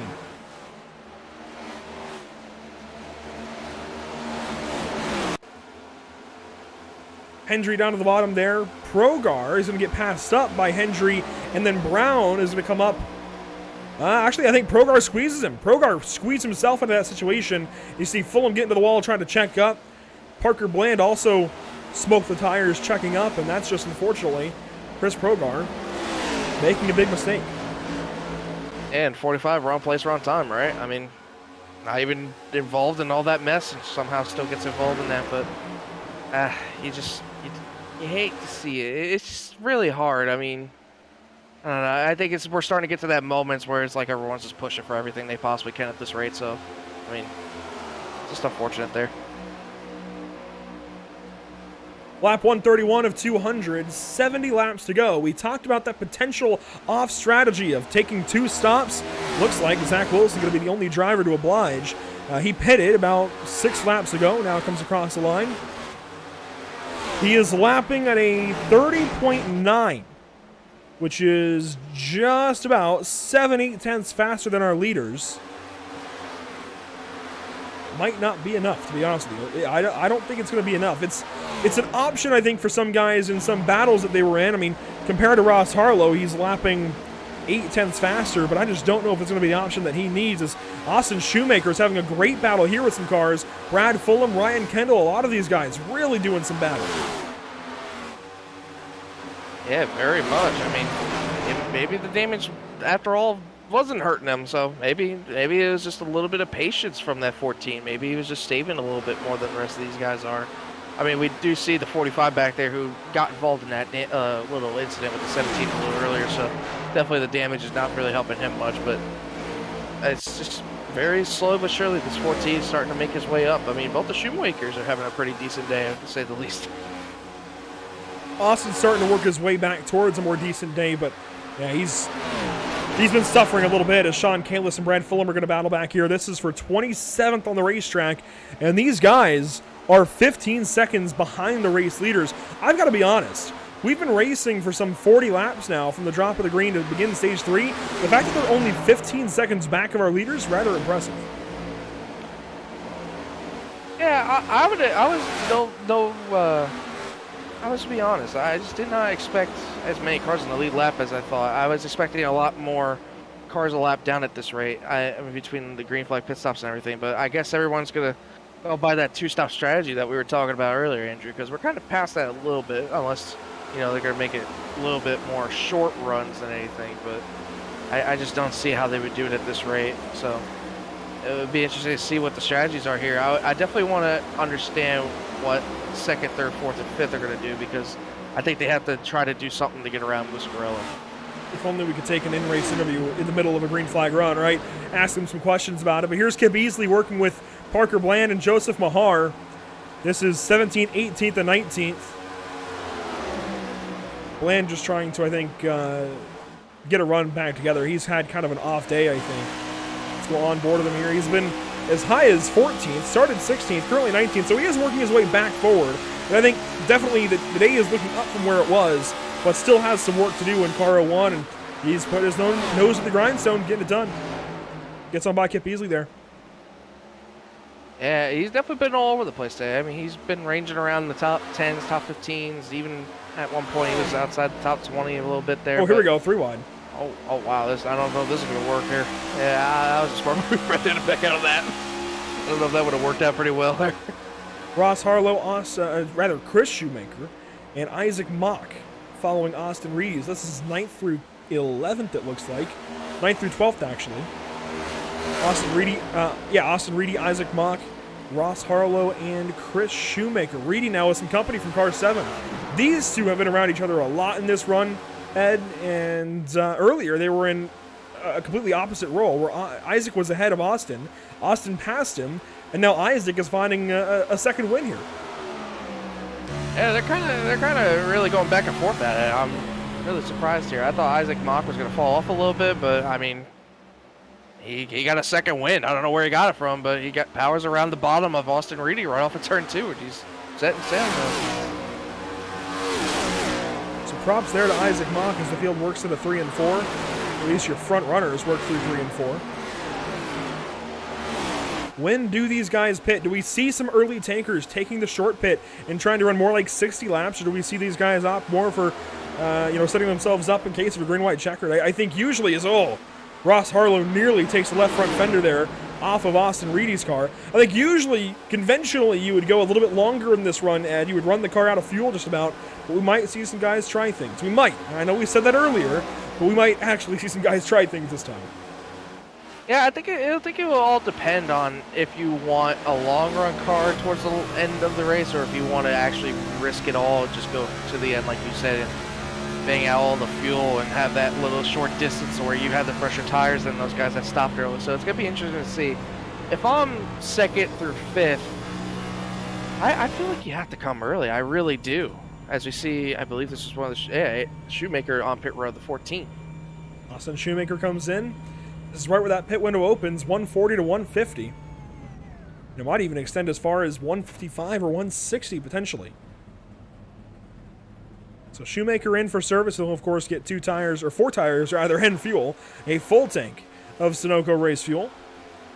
Up to our leader, Alex Miscarella. This is the gap for the race lead. It's inside of 2/10, and Steven Stempian has been in a lockstep formation with car 48 for a long time now, just hanging with him.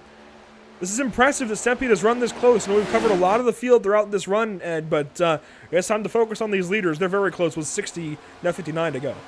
Yeah, Steven's really making up ground. I mean, we had a couple different people in second, like Miranda and Sanchez and Peel, but we haven't seen anybody like this as close as possibly to our leader, Muscarella. And even Steven's running a little bit faster lap times than our leader, so he's not letting him go away. I think Steven's starting to show he's got a little bit more than that 48 in the car. Might even possibly have a lead change possibly later on in this run to force that 48's hand possibly. We're seeing some life out of car 81 at the end of this run. We're about the last 10 laps of this, at least, stint on these tires and fuel for these guys. And Stempian has found something in the number 81. Muscarella, you saw that last time on the backstretch. We'll see it again, I'm sure.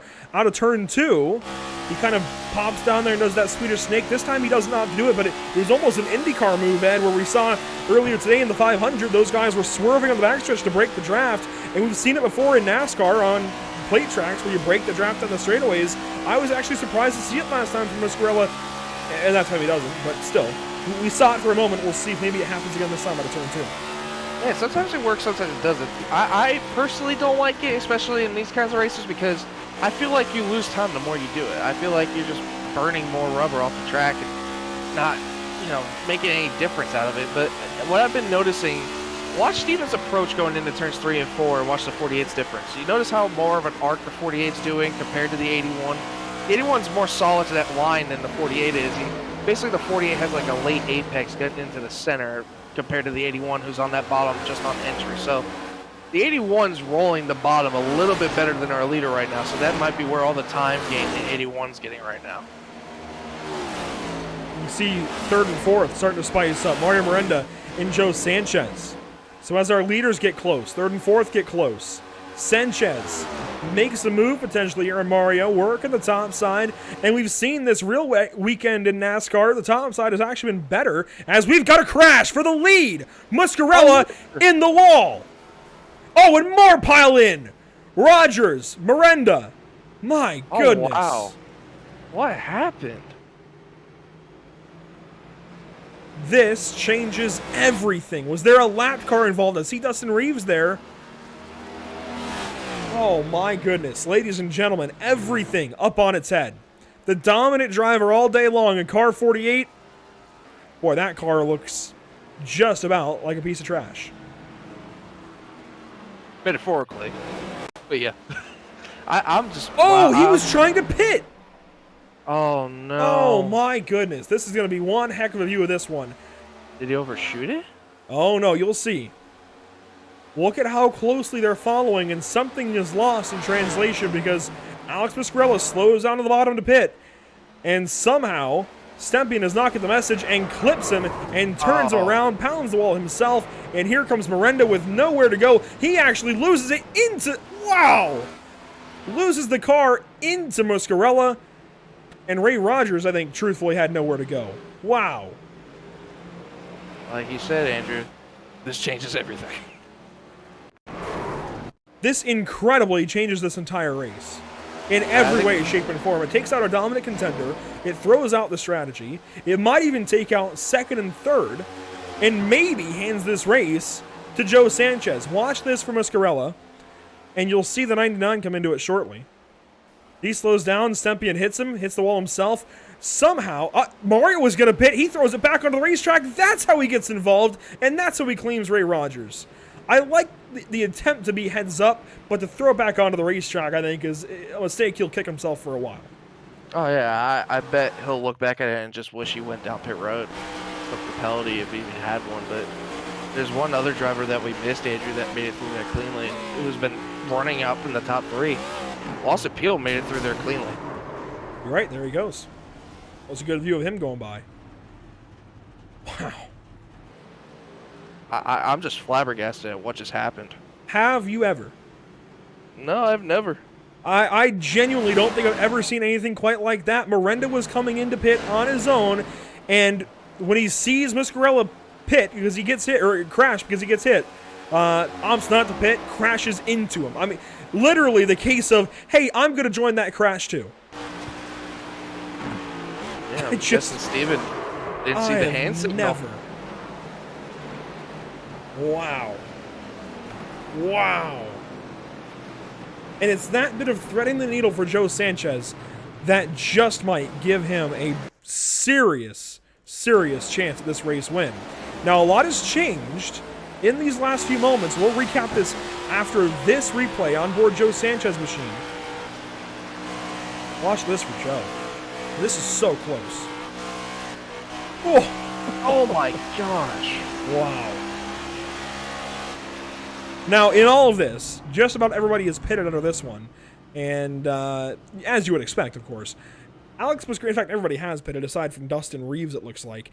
Alex Muscarella is still your leader, amazingly. That car has got a lot of damage, but he's still out there. And it might even, it's hard to tell from that angle, but it might even be crabbing a little bit, I'm not sure. He's got quite a bit of damage around that car, but he is still in the race lead. Lawson Peel is second, Joe Sanchez third, Wyatt Brackett fourth. The big thing here is Stempian, despite having very little damage, because he caused that crash, because he ran in the back of Alex Muscarella, is in the back. He is now 24th spot. And again, I really have to feel that this race falls in the hands of Lawson Peel and Joe Sanchez. They are the best two cars that do not have damage out of that crash. No, absolutely, but I honestly want to take a little bit of a bet with you. I'm going to take the rest of the field on this. I feel like any of these other guys could possibly even jump in here and be surprised. I mean, who knows what can happen here in these next 50 or so laps. I mean, this is going to be insane. I'm scratching my head, and I think a lot of these guys are as well. First of all, what just happened? How did it happen? And how do you move on from that? Especially if you're Sanchez. Sanchez is stuck behind Muscarella for this restart. Peel, I think, has got the whole shot opportunity. And that's going to bring Brackett right around the 55 if Muscarella's off power. I wonder, do you think Muscarella, I mean, surely by now he's indexed that car. He's put the clutch in just to check the RPMs. Do you think he's got damage? Do you think he's got engine damage? Oh, he has damage. I just don't think he really cares about it, to be honest. I think he just wants to see what he can do, honestly, with this lead. But I honestly think I wouldn't be surprised if Lost Appeal takes it into turn 1 side by side and overpowers him on the outside, because that's where he's been dominant most of this race. But we're about to find out here, Andrew. Alex Muscarella, Lawson Peel, Joe Sanchez, Wyatt Brackett, Brandon Banks will have 51 laps to go, this time by. And the pace car will dive back down to the safety of pit lane. 51 laps to go in the Drive to Honor 300 for the MPI Cup Series. Thanks for joining us this far. By all means, stick out for this one because this is going to be fun. It's a bad restart for Lawson Peel on the top side. Joe Sanchez gets the whole shot. Muscarella is going to be a sitting duck.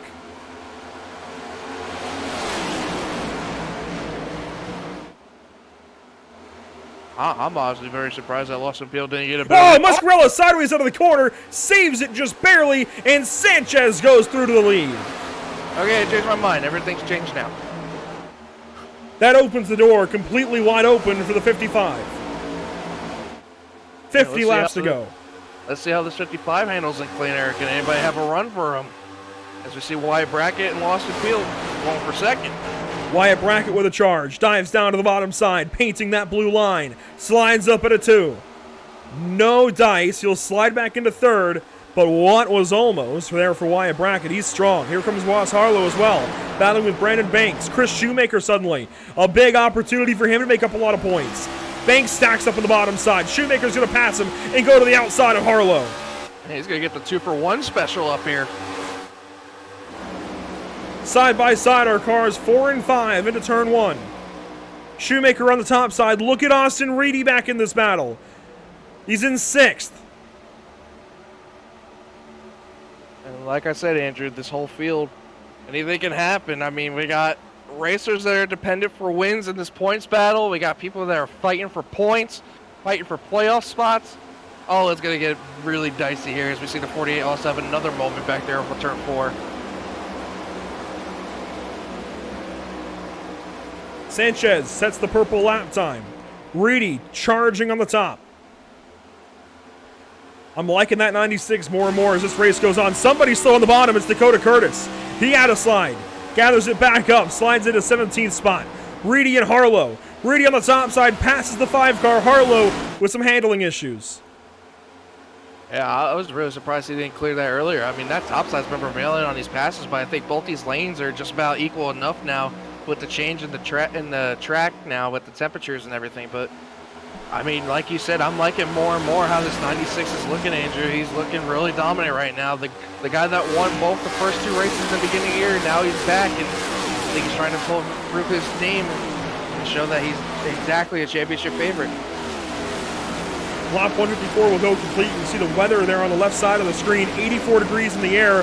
It's come down about a degree, but the track temp has dropped about 10-15 degrees from the start of the race. That's important. Side by side now for 4th. Brackett on the top side, Reedy down low. Reedy's coming alive. He sees the window of opportunity wide open in front of him. Miranda, he's out of here. Got to go ahead and make it all these spots. Take advantage of this in the points. Yeah, I'm very surprised Wyatt Brackett has fallen off as far as he was. We momentarily saw him fighting for second. Oh, 54 has a Brandon moment. Banks. Good Catches save. the car, gets back into it. They're all over the place there for a second. You see Parker Bland battling inside the top 10. We're trying to get inside of the top 10, rather. He's here racing with the 48 of Muscarella. And it's always tough, Ed, when you go from dominating a race to being in this situation like Alex is in. Now just trying to salvage whatever you can. He's back here just trying to hang on to a top 10, and it's not likely that he does. Yeah, I think at this rate he's going to hold for a caution. I think he honestly understands his mistake. He probably wants to come down pit road and fix his damage and get as much as he can fixed. But I give him credit for trying to fight this off as hard as he was, and I understand his frustration of, like you said, he was the dominant car all day. I didn't think anybody would really have a chance to get by him, but it's definitely heartbreaking for him, and I definitely understand his pain. But this is going to be a hard one for him to swallow. Wyatt Brackett, Chris Shoemaker, side by side. Chris at the racetrack. Shoemaker hangs on to it, now falls victim to Austin Reedy, who's trying to go by on the bottom side. Side by side, they will go, but Brackett back up into the top 3. I'm pretty sure that's the second time I've seen the Ford just about have a moment off of turn 4. He's been close a couple of times, but man, he's handling this car like it doesn't have a mind of its own, as we see now the 5 starting to get a run on him, with the 7 of Isaac Mock even making a run back there and just watching these two battle it out. Yeah, Mock is looking good. Glad you mentioned him. Now into 7th spot, rather. Curtis Kelly, Alex Viscarella battling further behind as these two battle out front. We can't take our eyes out of cars 4 and 5. Battling for 5th and 6th. If only Isaac Mock was 6, this would be an interesting pun with 4, 5, and 6 right here. Well, you know, car 5 just moved into position 5, passing car 4. Okay, there we go. We can kind of make that a pun right there. A nice sequence of numbers anyways, as car 7 rides in position number 7. And, man, they are all over the place. Kip Easley, Justin Erb, they battle further back. A lot of good battles over the entire racetrack. Joseph Mahar side by side here with Curtis Kelly. I feel like there's 2 cars we've seen back there all day today, just Justin Erb and the 18. I mean, they've just been back there all day. I mean, I know the 18 had a little bit of an issue earlier, but oh yeah, he's 12 laps down. Excuse me, but yeah, Rogers got swept up in that crash. He's now out of the race. Car's out of the race, by the way, from that crash that we just saw on the front stretch.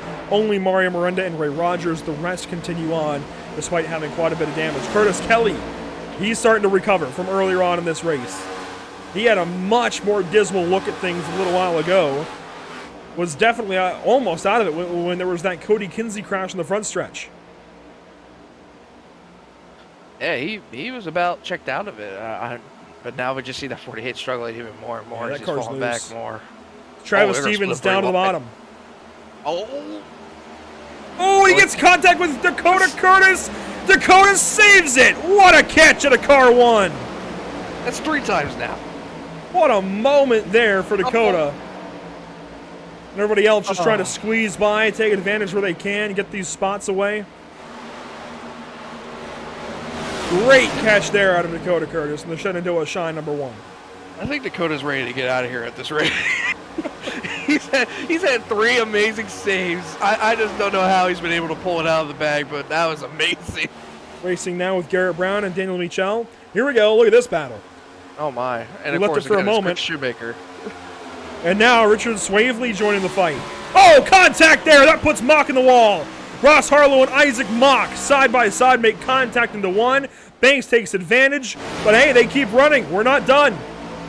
I think that helped Isaac Mock more than it hurt him. I mean, he built a runoff. Yeah, but he got put in the fence pretty good. Oh yeah, he's definitely got that right front damage. You can see it a little bit.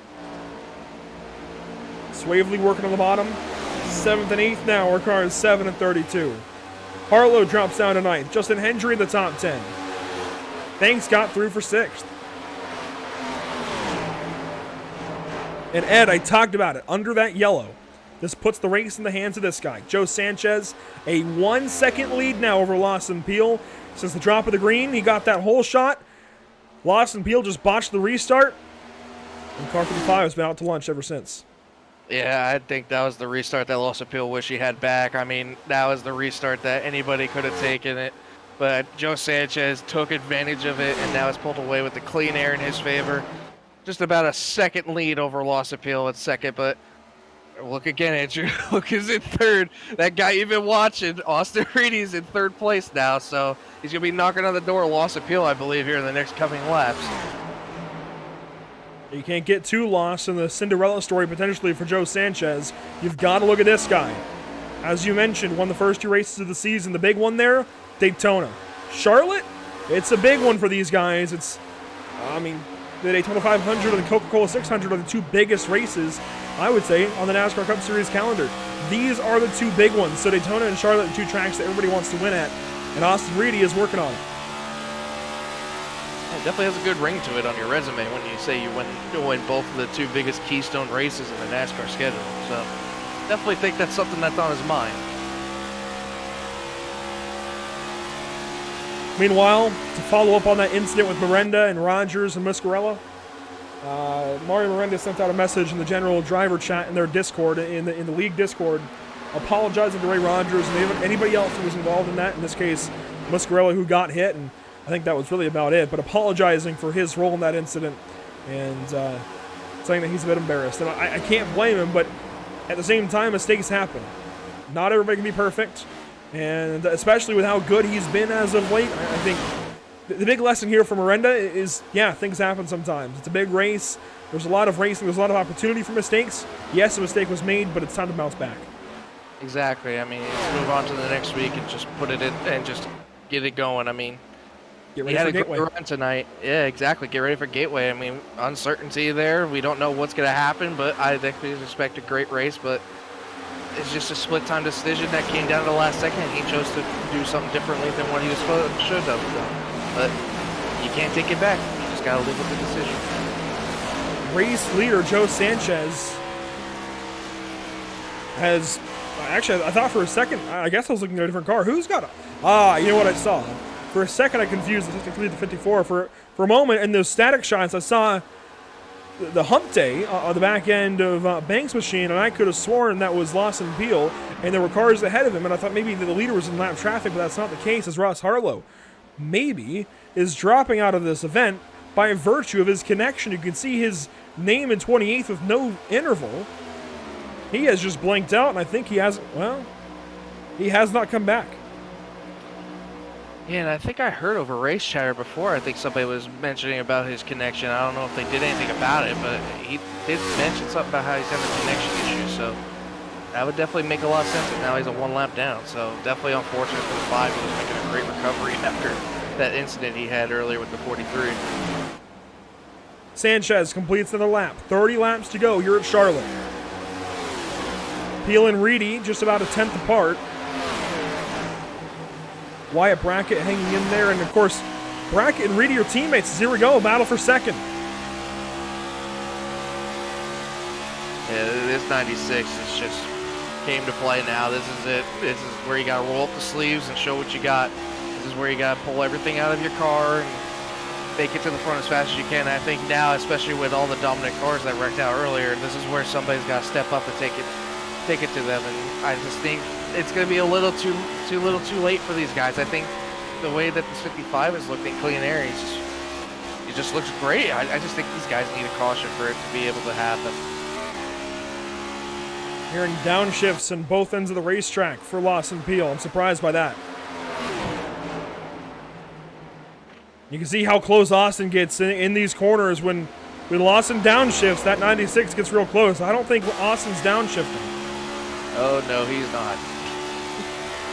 He's got a little bit more speed, I think, than that 53 does right now. But I'm really surprised the 53 is doing a little bit more different. We were used to seeing him running that 3rd lane most of the day, but I think he's got to get a little bit more comfortable running this bottom. So he's taking airway from Austin. I think if he were to just run the top side, Austin would go by.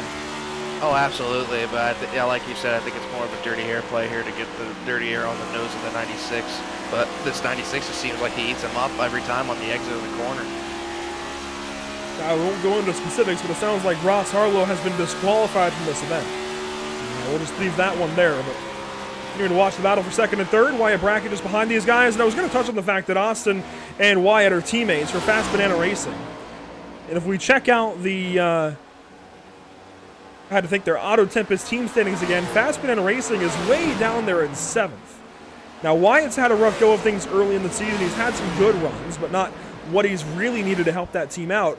And Austin hasn't made all the races, so those guys are definitely looking to bring that team back up, at least get ahead of Sega Keith Motorsports and Whiplash Media, get in the top half or so, I think, even if they can get in TOW Racing.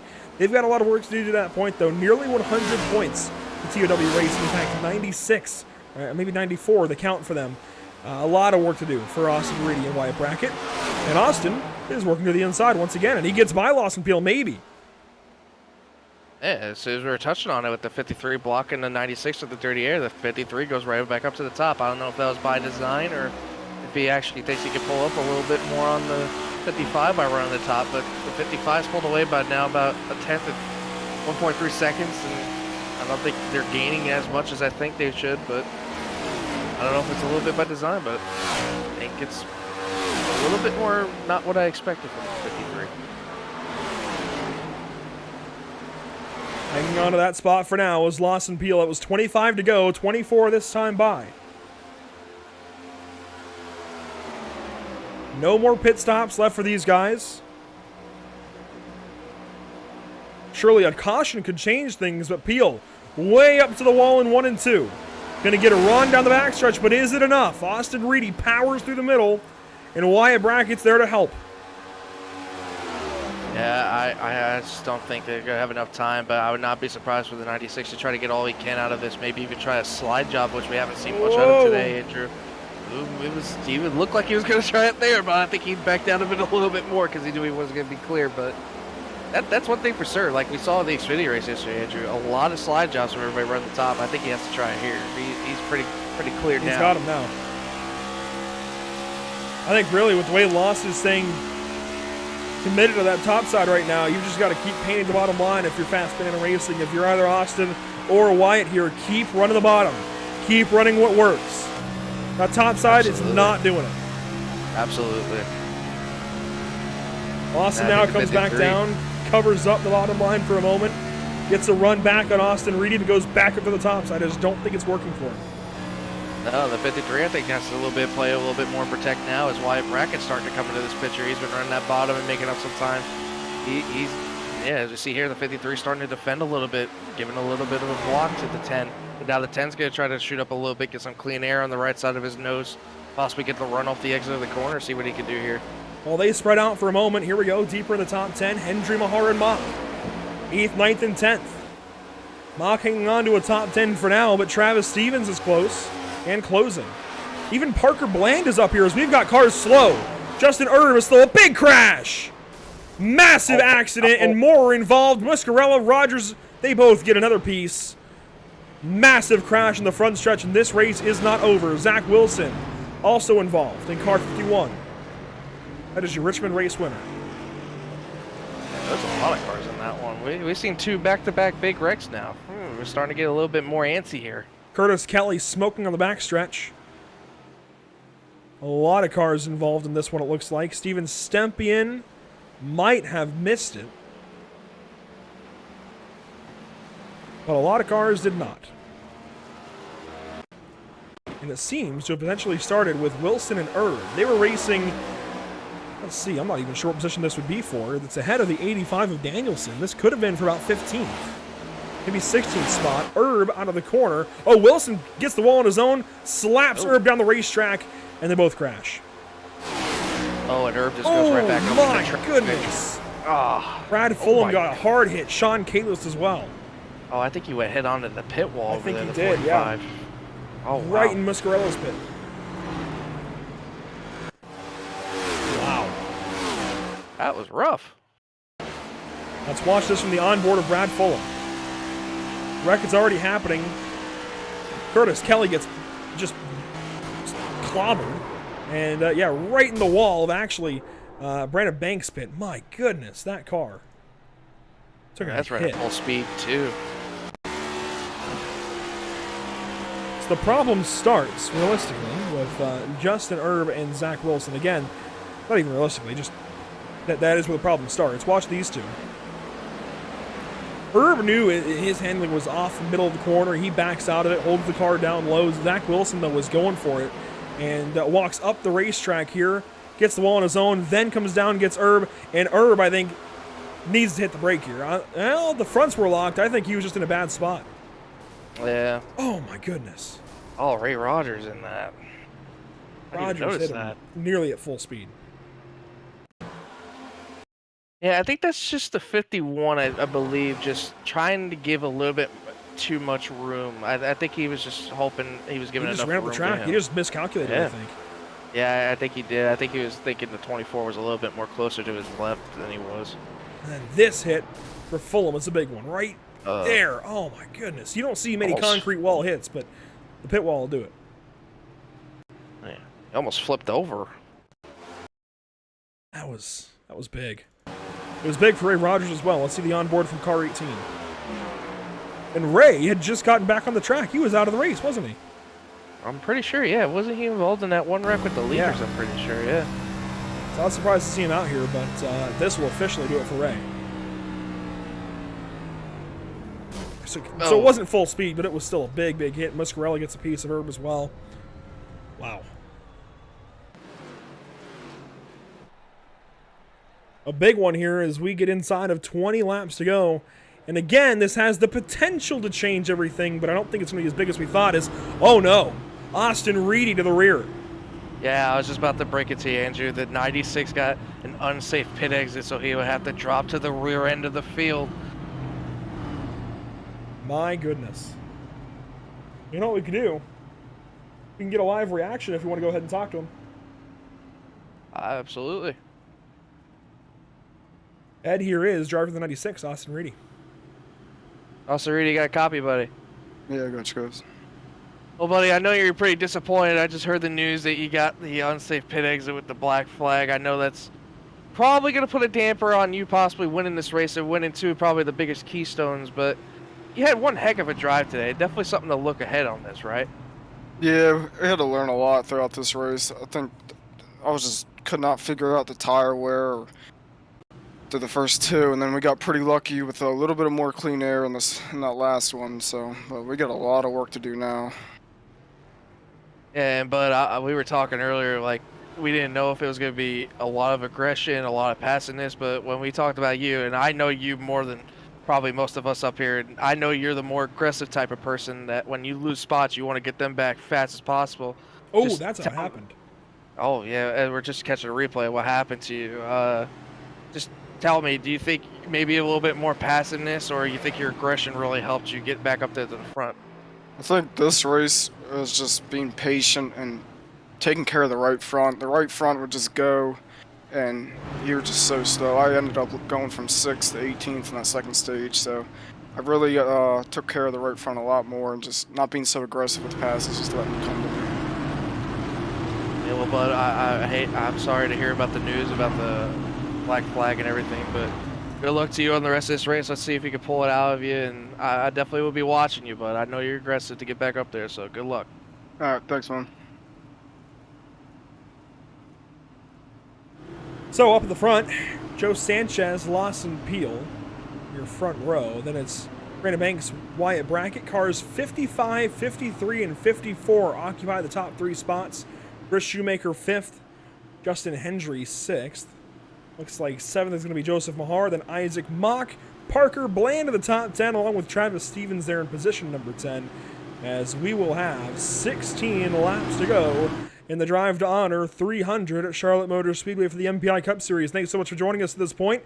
Green flag on the way, potentially for the final time this evening, as we are green.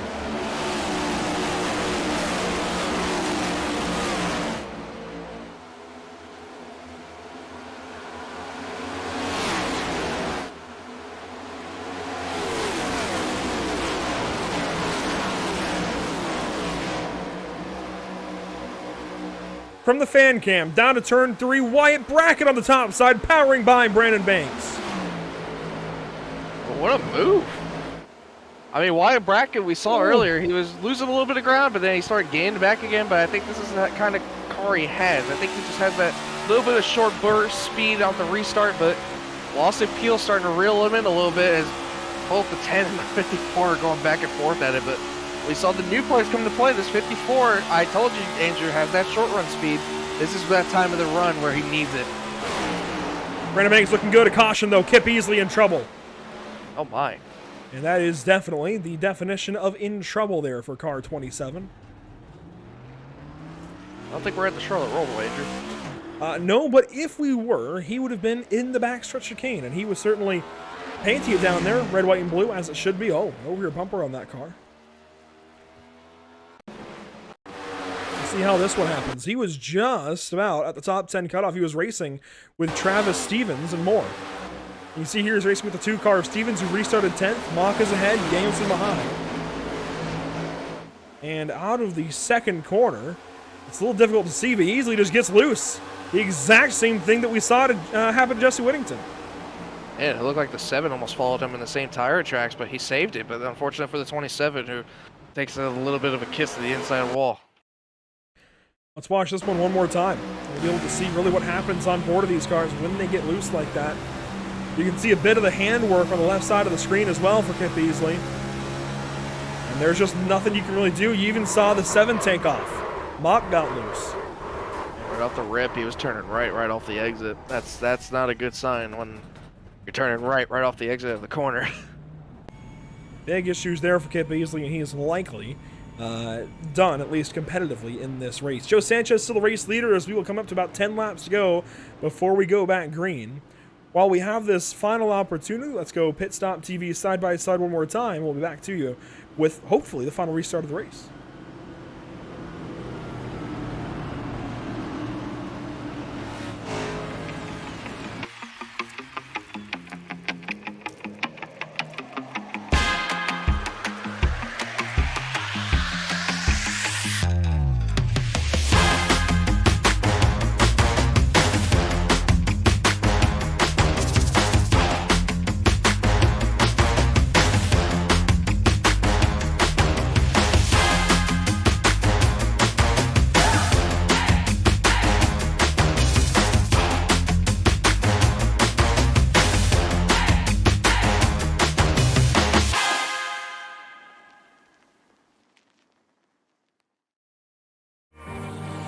There is Max Papis in the Ferrari. As great a race as Ferrari has ever won.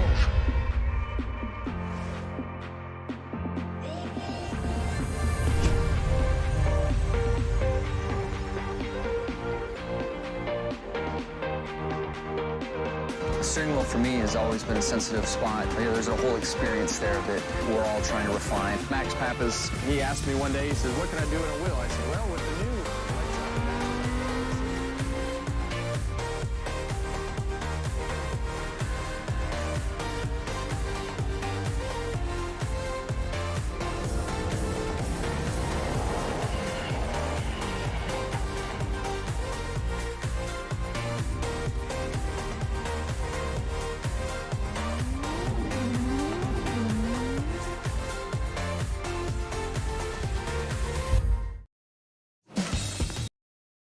Fuller. Yeah.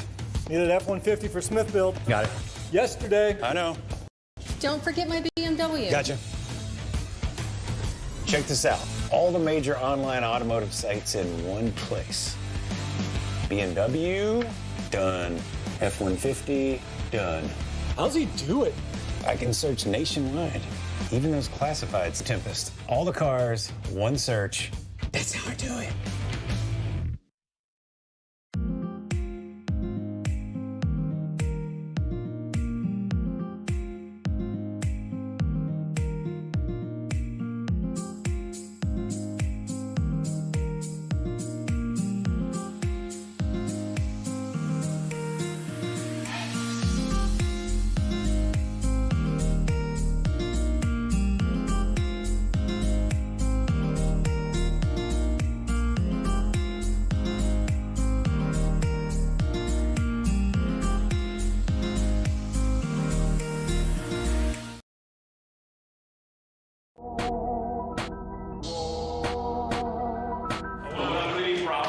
Is that I own MPI, the steering wheel company, and I'm building the steering wheel.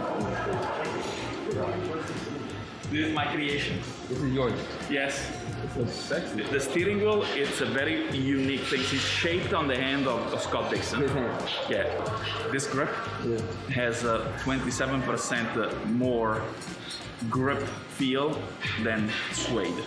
Scott in the race is gonna make less effort when he drives. When you're in the car, it's like having 40-pound dumbbell like this, maybe more in the car. For how long?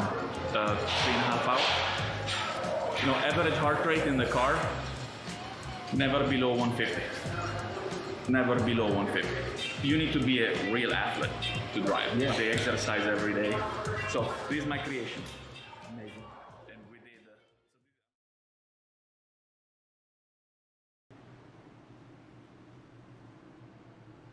Welcome back to the virtual Charlotte Motor Speedway. You see the field into turns 3 and 4 now. Joe Sanchez, still your race leader. Lawson Peel, still second. Nothing has changed there. No pit stops over the course of this yellow. And we will have 10 laps to go this time by. Green flag is out once again at Charlotte. 10 laps to settle it.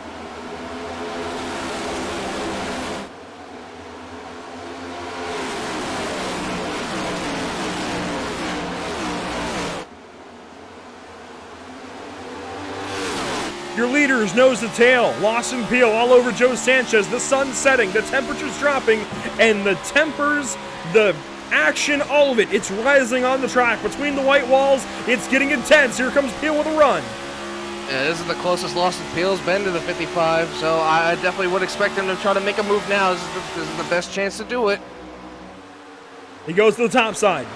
Trying to run offline from Joe Sanchez. It's not fast through the corner. The advantage, though, is on the straightaway. Can he get a run? No. Joe Sanchez holding steady on the bottom side. Brandon Banks has cleared car 10 for third. And this is the time where that 54 is the best, the short run. He has the best short run car, I think, out of all these guys right now. Stempien in trouble. You see it stacking up out of turn 4. Big trouble. More cars involved. One car in the air, I think.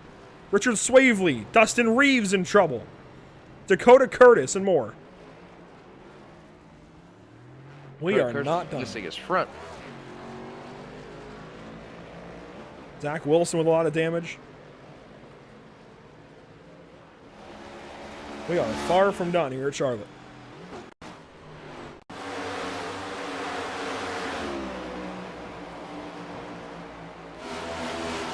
Oh, Dakota Curtis was on the apron at one point, comes up the racetrack and collects a few cars, one of those being, I'm actually not sure who that was.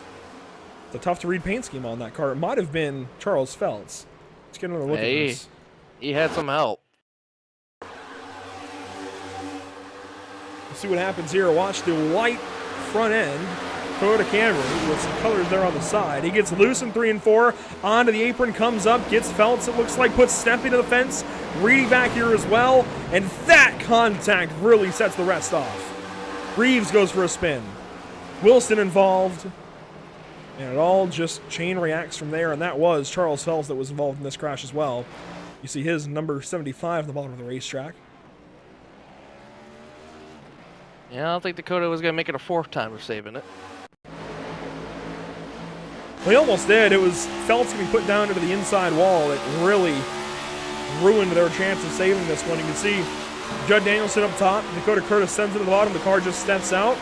Trying to save it, trying to save it, trying to save it. Catches Feltz. And Feltz had to try and save it, and again, almost did, but then there's that pit wall. And that is the carnage behind. Yeah, it's unfortunate. He had a really nice paint scheme, too. There's just a lot of damage now to this Memorial Day scheme. A lot of damage to a lot of cars under this caution. Zach Wilson also involved. Let's see the issues for his Toyota Camry. He's way back a bit. You can see he's back here behind Jesse Whittington and some others. And you're right, Steve. All heck broke loose in the front stretch. This is the onboard for Wilson. Comes in the 3. Looks okay, and there's the carnage starting in front of him.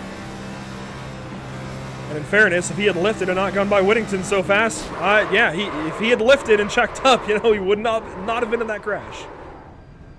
Yeah, it looked like a Days of Thunder moment, to be honest. Yeah, power to him, I guess, for trying to get through and almost having it done, but if he had lifted, he'd still be racing right now. Let's see this from high above. Dakota Curtis is going to get loose right there. Checks up. Stempien gets put in the fence there. Reedy just trying to miss all of this, and it looks like he will as they crash to the bottom side. Brown goes by, and Reeves is only just barely caught up in this. You can see Kendall go through. Wilson going through. And just unfortunate for some of these guys in the back. Yeah, it's just absolutely nowhere to go. And what this really does is put the squeeze on our race leaders. And limited opportunities at this point. This will likely be Let's see, a restart with 3 to go, I would imagine, maybe 2. If the caution drags on, I would imagine we're at 5 to go now. We should get 3 to go when we get the green flag. And you know what I would love to know? How Joe Sanchez is feeling.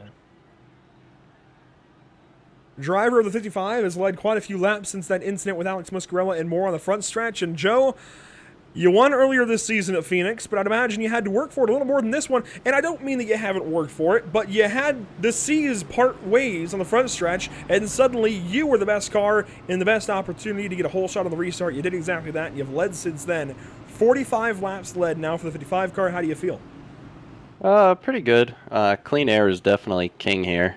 So definitely want to stay out in front here. Looks like we're going to have a 3-lap shootout to the end. Hopefully we can go green those 3 laps, but the restarts are pretty sketchy. Cars on edge.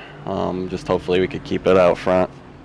Now the magic question here, how do you win this race, especially battling guys like Lawson Peel, one of your teammates, and even Brandon Banks, one of your other teammates there. A lot of teammates around you. How do you best them here?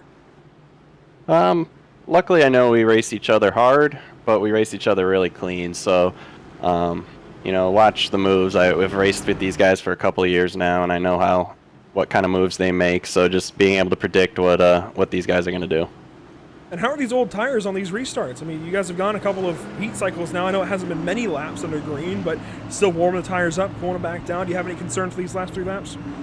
Not too much. Like a couple heat cycles on them kind of gives me a little bit more grip coming out of 2 on the restart.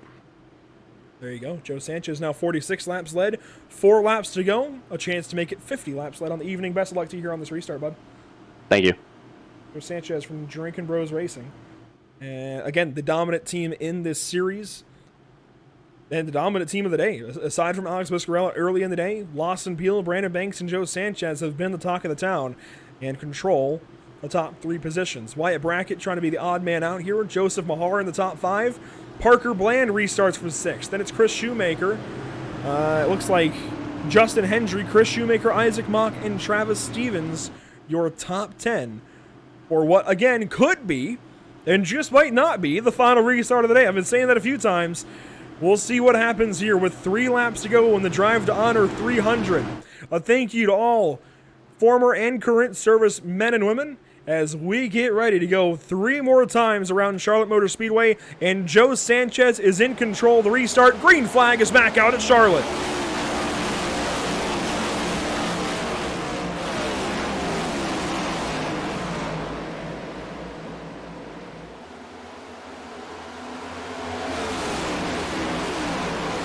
Down the backstretch. The top 2, nose to tail. Lawson Peel looks down to the bottom side. Joe Sanchez covers that up, gets down to that blue line. Lawson on the top side. Wyatt Brackett takes 3rd away from Brandon Banks. 2 laps to go this time by. Yeah, if I'm Lawson Peel, you're going to have to make your moves now. As I believe that was Mahar back there off course in the bottom. But Lawson Peel's going to have to make his move now. He's got to do it later, now or never. I mean, oh, we have a caution, I think, on the speedway. Caution is out. Sean Kalis in trouble on the bottom side of the track. They've got to re-rack them and restack them. This race is not over. It will be extended to get 3 attempts at a green-white-checkered finish. And, of course, should we exhaust those 3 attempts, the race will just end under caution. Sean Kalis here, though, in car 4-3 with the Kalis Solutions logo on the side of that car. It was announced earlier today that Kalis Solutions would come on board with the MPI Cup Series, really effective today, but after today is the easiest way to put it. As a secondary sponsor to the series. Now, I had to get through those words. But Kalis Solutions now a big part of the MPI Cup Series officially, as they are one of those brands, well, a leading brand to help you put oil in your car. You can see the Amsoil logo on the hood there as well. So Kalis Solutions, we'll have more info on them later on, I'm sure, as, it's tagged there by Austin Shoemaker. And I think there, Ed, as he was lucky not to hit anything or get hit by anybody, I think he comes down on Austin there. Yeah, either that or he's just not going to get a friendly Christmas card from the 14. But, yeah, I think he definitely might have slipped up a little bit. We'll see. We'll have a better look here, possibly. Yeah, I think Sean comes down just a little bit and unfortunately sends himself for a spin. But great job by Ryan Kendall and everybody else missing him there. And even Sean for holding on to it as good as he did. That could have been a lot worse. Yeah, minimal damage there. Nothing. I mean, sure they know that he had, damage from earlier, but still. We'll watch it one more time. Michaela Solutions 43. In trouble on the front stretch. These two had a tight battle going on. They had this going from all the way on the back straight. And two drivers that have had a really rough day as well. And it continues on for one of them. The other one is able to at least drive away from it. Just gets turned there. And again, great job by Sean to save it as well as he did and not get hit by anybody. Great job by, I think that was Charles Phelps, the second car that missed him. Man, again, that could have been a lot worse. Yeah, I was going to say, that red, white, and blue car, I believe that was the 68. Yeah, Ryan Kent. Ryan Kent, yeah, what an amazing job to miss it. He was running that top lane and just turned left immediately as soon as he saw the car spin in front of him. Great job avoiding that. So extending this race now beyond lap 200. And there's an interesting stat that is continuing on from a couple of weeks back now. In the last, I got to check this as if it's 2 or 3 points races in the MPI Cup Series. Let me see here. It is the last 3 points races, dating back to Dover when Mario Miranda went to victory lane after leading 103 laps. In the last 3 points races in the MPI Cup Series, it was the driver who started second that went to victory lane. Brandon Banks currently occupies that role. Started second this evening at Charlotte and has an opportunity to win this race. Let's go ahead and dial him up real quick before we go back racing. Brandon, there's a trend going on, and you probably don't want me to tell you about this, but for the last 3 points races in the MPI Cup Series, it was the driver who started second that went to victory lane. And tonight, you're the driver who started second. How's that car feel? It's pretty good. I'm not sure if I have much here for Joe or Lawson here, but I don't know. We're gonna try. Like I said, they're both my teammates, so we'll do it as safe as I can do it, and if I can get to him, I'll get to him. But Wyatt looks pretty strong right there too, so we'll see. Is there anything you think that you can do on potentially this last restart? I've been saying that for like 3 or 4 restarts now, but on this green-white-checkered attempt number 1 anyways, is there anything you feel like you can do, or is it just hang on and unfortunately hope that your teammates have a mistake? Yeah, I think Joe and both Lawson are going to have to make a mistake because the clean air out front is just too strong. You get behind these guys and it just plows so bad, so you can't really get any kind of turn in. So I think it's going to take a mistake, to be honest with you. They're pretty fast too, so but we'll see what happens. We've talked a bit about what the driver can do. Of course, you really just have the brake bias, the steering wheel, and the pedals to work with. What can you do to help adjust the car, or at least adjust your driving to help battle through those tight and loose conditions as they change? I think the thing here, we need to get a good restart here as a team and at least clear Wyatt. And if I can clear Wyatt and maybe get a little luck there, maybe Lawson and Joe will fight each other a little bit there. Maybe I can get a run, but I think that's about all I can do, to be honest with you. It's so tight. Once you get that clean air out front, you saw it earlier with Muscarella. I don't think he had the fastest car. I think he just that clean air out front just was really key. So like I said, we'll see. We're gonna try to do this as a team here, and then get up there, and we'll get lucky. There you go, Brandon Banks trying to use the luck of the gecko on the hood. Best of luck to you here, buddy, and keep the streak alive. All right, thank you. Again, trying to keep that streak alive of the second place starting car going to victory lane in the last 3 points races. It's an interesting trend, not one you usually see in motorsport, but we'll see if he can do it here tonight. Yeah, it'd be interesting to see. I mean, he definitely has a short run car, but I think right now he's in the good seat right now. If I'm him, I just need to time this restart perfectly and be over the back bumper of the 55. I think if you really want it that bad, you gotta do what you have to do necessary to win this race. You can see the front end of the field here as they get ready to go back green flag racing. Joe Sanchez first, then Lawson Peel, Brandon Banks, Wyatt Brackett, Parker Bland in the top 5. Justin Hendry there in 6th. Joseph Mahar, Daniel Michel now joining these guys. Chris Shoemaker and Isaac Mock your top 10. We'll get one more shot, potentially 2 if we need it, as the green flag will fly once again at Charlotte. Green-white-checkered attempt number 1.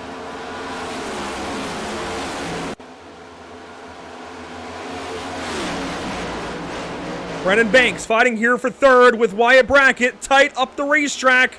Oh man, shades of Carson Hosevar and Ryan Priest as Lawson Peel got the fence at a 2. We've got a stack up for 3rd and back. Oh man, I think this is what Joe Sanchez wants to see in his mirror right now. Side by side behind him. White even flag this 3 wide time. back there. Yep, white flag this time. I think Wyatt just caught the wall right there off the exit of 4. I think he might be able to hold on to it, but still 3 wide going into turn 1 right behind him. Wyatt Brackett caught the fence. You were right, out of turn 4 as the white flag comes out, presented by Whiplash Sim Cams. It's not going to be the driver that started second, continuing that streak, because we've got multiple crashes in the background, but rather his teammate in car 55, Joe Sanchez, is going to get things done at Charlotte Motor Speedway and put the 55 Chevrolet in victory lane for Drinkin' Bros Racing, winning the Drive to Honor 300.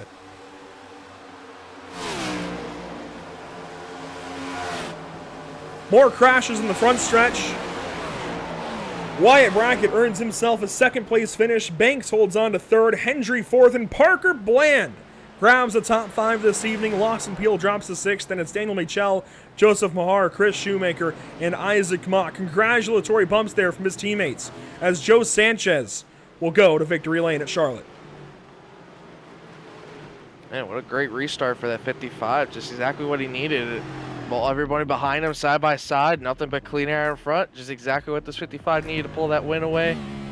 Definitely a big confidence booster for this team going forward, Andrew. They already had all the confidence in the world. This is only going to help Joe.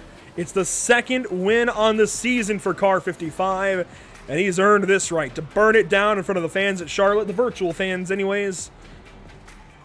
A stellar win for Joe Sanchez, even going into overtime here at Charlotte to get it done. Nice little burnout. Go ahead and park it on the front stretch here after doing some burnouts. And I can only imagine what this means for all of Drinkin' Bros Racing. I mean, this is going to be huge, I think, for the team as a whole. As Car 55 will go ahead and grab the win. And we spoke to you just a couple of restarts ago, Joe. We added a few extra laps, 5 extra laps here at Charlotte, but you were able to hold on and get it done. How did those last couple of restarts go for you? Pretty good. Luckily, like you said, we had some teammates behind us, so we were kind of trying to time the restarts to kind of pull out ahead to make sure one of us would win there. I don't really know what happened to Lawson there. I think he said he got a little tight getting back on the throttle there, coming out of 2, checked up, but I thought it was going to be a battle between him and I, but, you know, pretty happy. Obviously with a win. Really bad qualifying attempt by me, and it's pretty cool to come from, I don't know, 26th or so to win the race here, so very happy we could have some long green flag runs for me to make a lot of passes. We've seen you kind of all over the place lately. You officially go from 25th to 1st with 55 laps left. Ain't that convenient, but we've seen you kind of up and down all around these last few weeks, and this week finally you were able to just shine, as you said, on the long run. Is that all you've needed lately, is the long runs?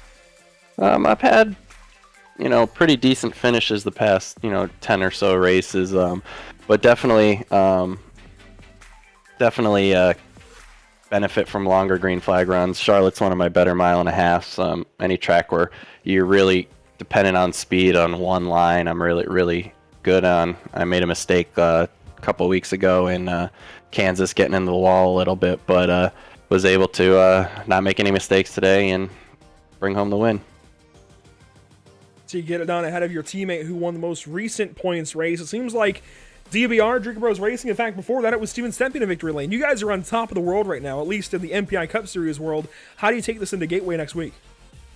Definitely going to be a challenge, a track pretty much none of us have raced in the Cup cars at least, but done a couple truck races there, and it's a lot of fun. So hopefully that kind of caters into another part of my driving style. I like really flat tracks, so with a lot of braking. So hopefully we can keep the momentum and keep DBR going out front. There you go, Joe Sanchez, 55 laps led en route to victory here at Charlotte Motor Speedway. Joe, congratulations this evening. Anything else you have to wrap things up from your second race win of the season? I just want to shout out my teammates. We all had a great race. Sucks to see Stempy and get involved in that little wreck there, where the seas kind of parted for me as well. But I think they had something come for us if we kept going green there at the end. Well, there you go. Joe Sanchez goes to victory lane anyways. Congratulations, Joe, and we'll talk to you potentially next week at Gateway. Thank you. Joe Sanchez grabs a win here in one of the biggest races of the season, 300 miles at Charlotte Motor Speedway, driven to honor 300. And it's car 55 with a beautiful red, white, and blue paint scheme aboard going to victory lane. The full race results here, Ed. This is how they look unofficially anyways. Joe Sanchez, 7.5 tenths ahead of Wyatt Brackett, as it was one heck of a battle for third.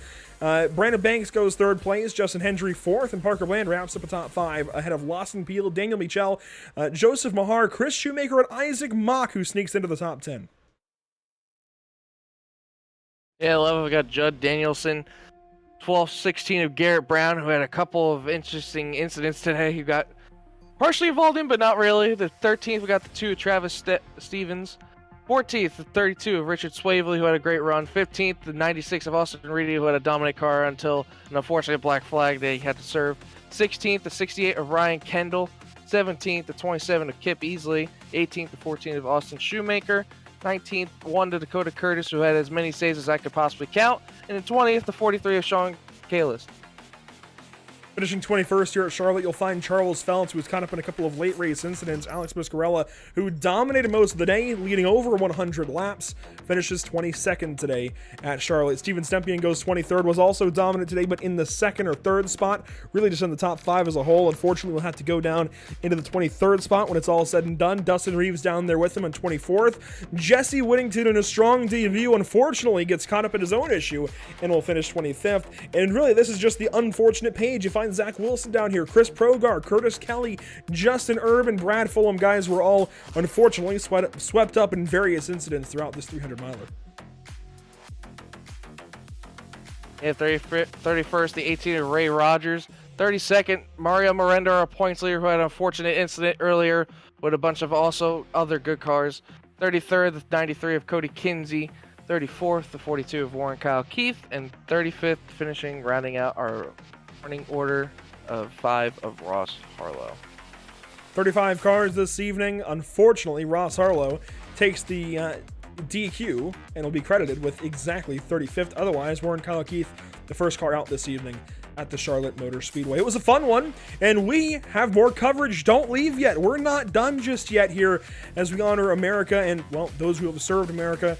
Once again, thank you to those who have served, those who have paid the ultimate price on this Memorial Day weekend. Thank you, thank you, thank you so much to all servicemen and women of the great United States of America. That will do it for racing action. We've still got 3 interviews and race recaps coming up in just a few moments.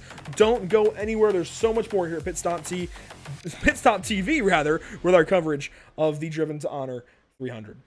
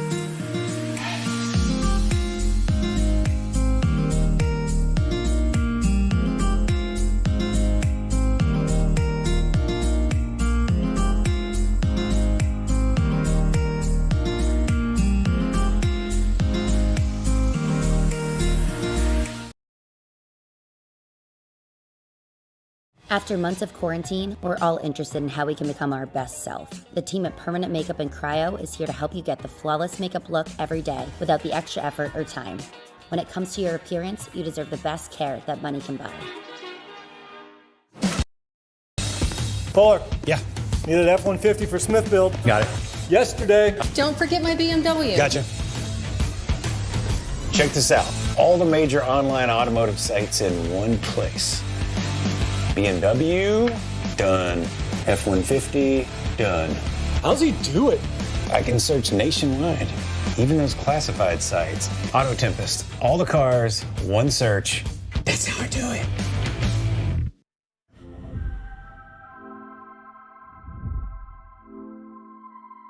Hi everyone, I'm Max Papis, founder of MPI. Let me introduce you to a line that we developed in MPI that is really dear to me. The MPI SimMax. Obviously, SimMax, the guy here. The reason of birth of SimMax is the fact that nowadays I believe that sim racing and virtual racing is exactly the platform to start. I consider sim racing and virtual racing very similar to the experience I had in go-kart when I started in my racing. And let me introduce you to our line of authentic steering wheel created specifically for the sim community. Have you found yourself trying to hide your joy because you're unhappy with your teeth? Your smile is the first feature noticed in an interview, on a date, or in family photos. We want you to be able to shine bright as your best self, and our teeth whitening system is the perfect step toward restoring your confidence. What I'm really proud is that I own MPI, the steering wheel company, and I'm building the steering wheel. This is my creation. This is yours. Yes. It's so sexy. The steering wheel, it's a very unique thing. It's shaped on the hand of Scott Dixon. This hand. Yeah. This grip has 27% more grip feel than suede. Scott in the race is gonna make less effort when he drives. When you're in the car, it's like lifting, it's like having 40-pound dumbbell like this, maybe more in the car. For how long? 3.5 hours. You know, average heart rate in the car, never below 150. Never below 150. You need to be a real athlete to drive. Yeah. They exercise every day. So this is my creation. Amazing. And we did.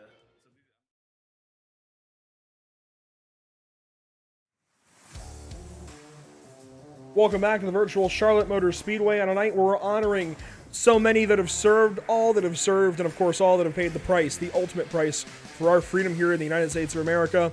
It's Joe Sanchez going to victory lane at Charlotte Motor Speedway. Before we get to post-race coverage, we want to remind you once again about what we talked about earlier in the day.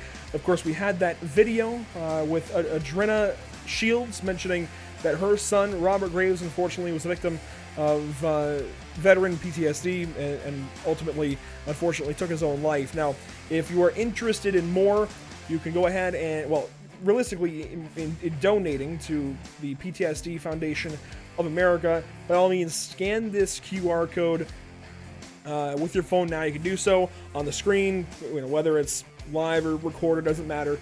Go ahead and pull out your phone, your phone, your camera app, and scan this QR code. It'll take you to where you need to go to donate. And if you just want to know more about the story of Robert Graves, I can actually drop that link in the chat on YouTube. Give me just one moment to get back up to it. A big thank you, a big shout out to Dakota Curtis for organizing this and getting this all sorted out and getting its information to us. This is the information for Robert Graves' story. Again, that is in the YouTube chat now. And we appreciate you guys even considering to go ahead and check it out. You can do so again with that link that I've even put in the Facebook chat. Again, if you're watching on Facebook or YouTube, you can follow that link and check out more about his story. But meanwhile, as we wrap up 300 plus miles here at the Charlotte Motor Speedway, Joe Sanchez goes to victory lane. And Ed, it's Wyatt Brackett who goes second place. Here is driver of the 10 car.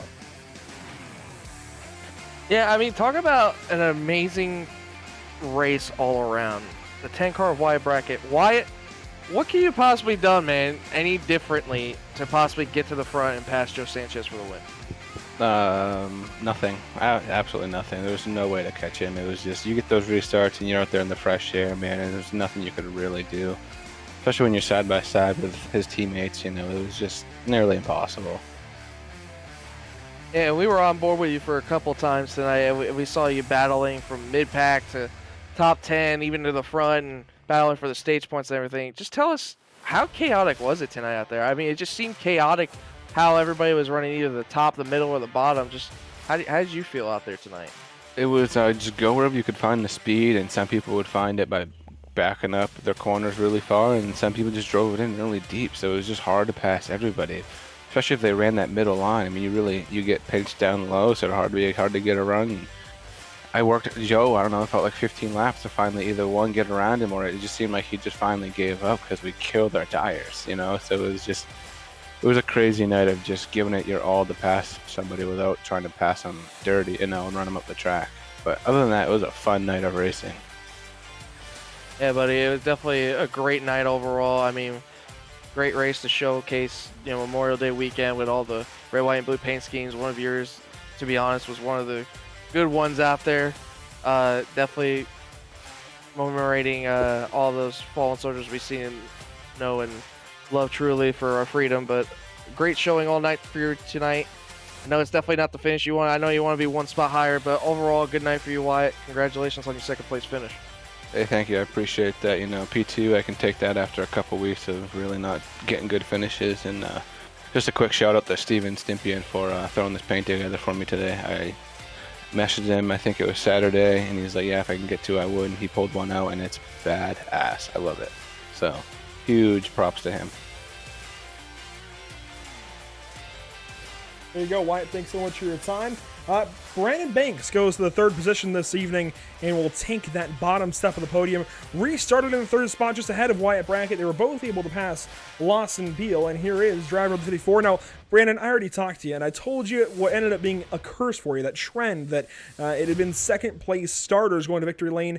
But all in all, I think with how crazy that last restart was, you've got to be happy with third. I got a little nuts there. Wyatt got such a good jump on us there. We went early thinking that maybe he would just kind of be ready for a later restart, and he timed it perfect. So going into one, he was right there on my right rear, and he seemed to do that about every restart. That's why I kept wanting to try to clear him, and it would push so bad out of one. I'm telling you, it was so tight. You just guys don't understand how tight it was. So I think Lawson got there and got hit into the wall coming off of two, and got a run on him. Luckily, he held his line there and gave us room and let me and Wyatt race there. But say a good finish for Drinking Bros, man. Like I said, we had all of us had pretty strong cars. I don't think I really had much for those guys up front. I was just kind of sitting back and just trying to finish top 10, trying to get myself a little more solid in the top 10 in points, and try to just give me so I can actually get out here and race a little bit and not have to race so defensive. So this would be a good little stepping stone for me. And like I said, the rest of the team did really good. Hate it for Stimpy, and he had really strong car, so I'm sure he'll be back next week and be running up front again. Now, you mentioned just trying to be there. You weren't necessarily the fastest car out there. I think that's going to be rather important next week at Gateway. A lot of unknowns going into that. How do you attack the first race of June at Gateway? I don't know. Honestly, I haven't even raced this car here, so I think it's going to be a first for a lot of us going there. I think we're just going to have to go in and put some practice in. Usually our team's pretty good about getting together and getting some and just learning stuff and learning the track and learning from each other. So we'll go and we'll put our practice time in, and hopefully we can get out front. I think it's going to be important to be out front there and not be stuck back in traffic. Gotta kind of figure out what these flat tracks Joe and them are really good at. So hopefully you can kind of show us a little something, and maybe we can all be pretty strong like we were this week. There you go. Congratulations on a good run this evening, Brandon. We'll talk to you next week at Gateway. All right, thank you. A big thank you for his time, and we'll hand things down back to Ed Schur with Parker Bland, who finishes fifth win.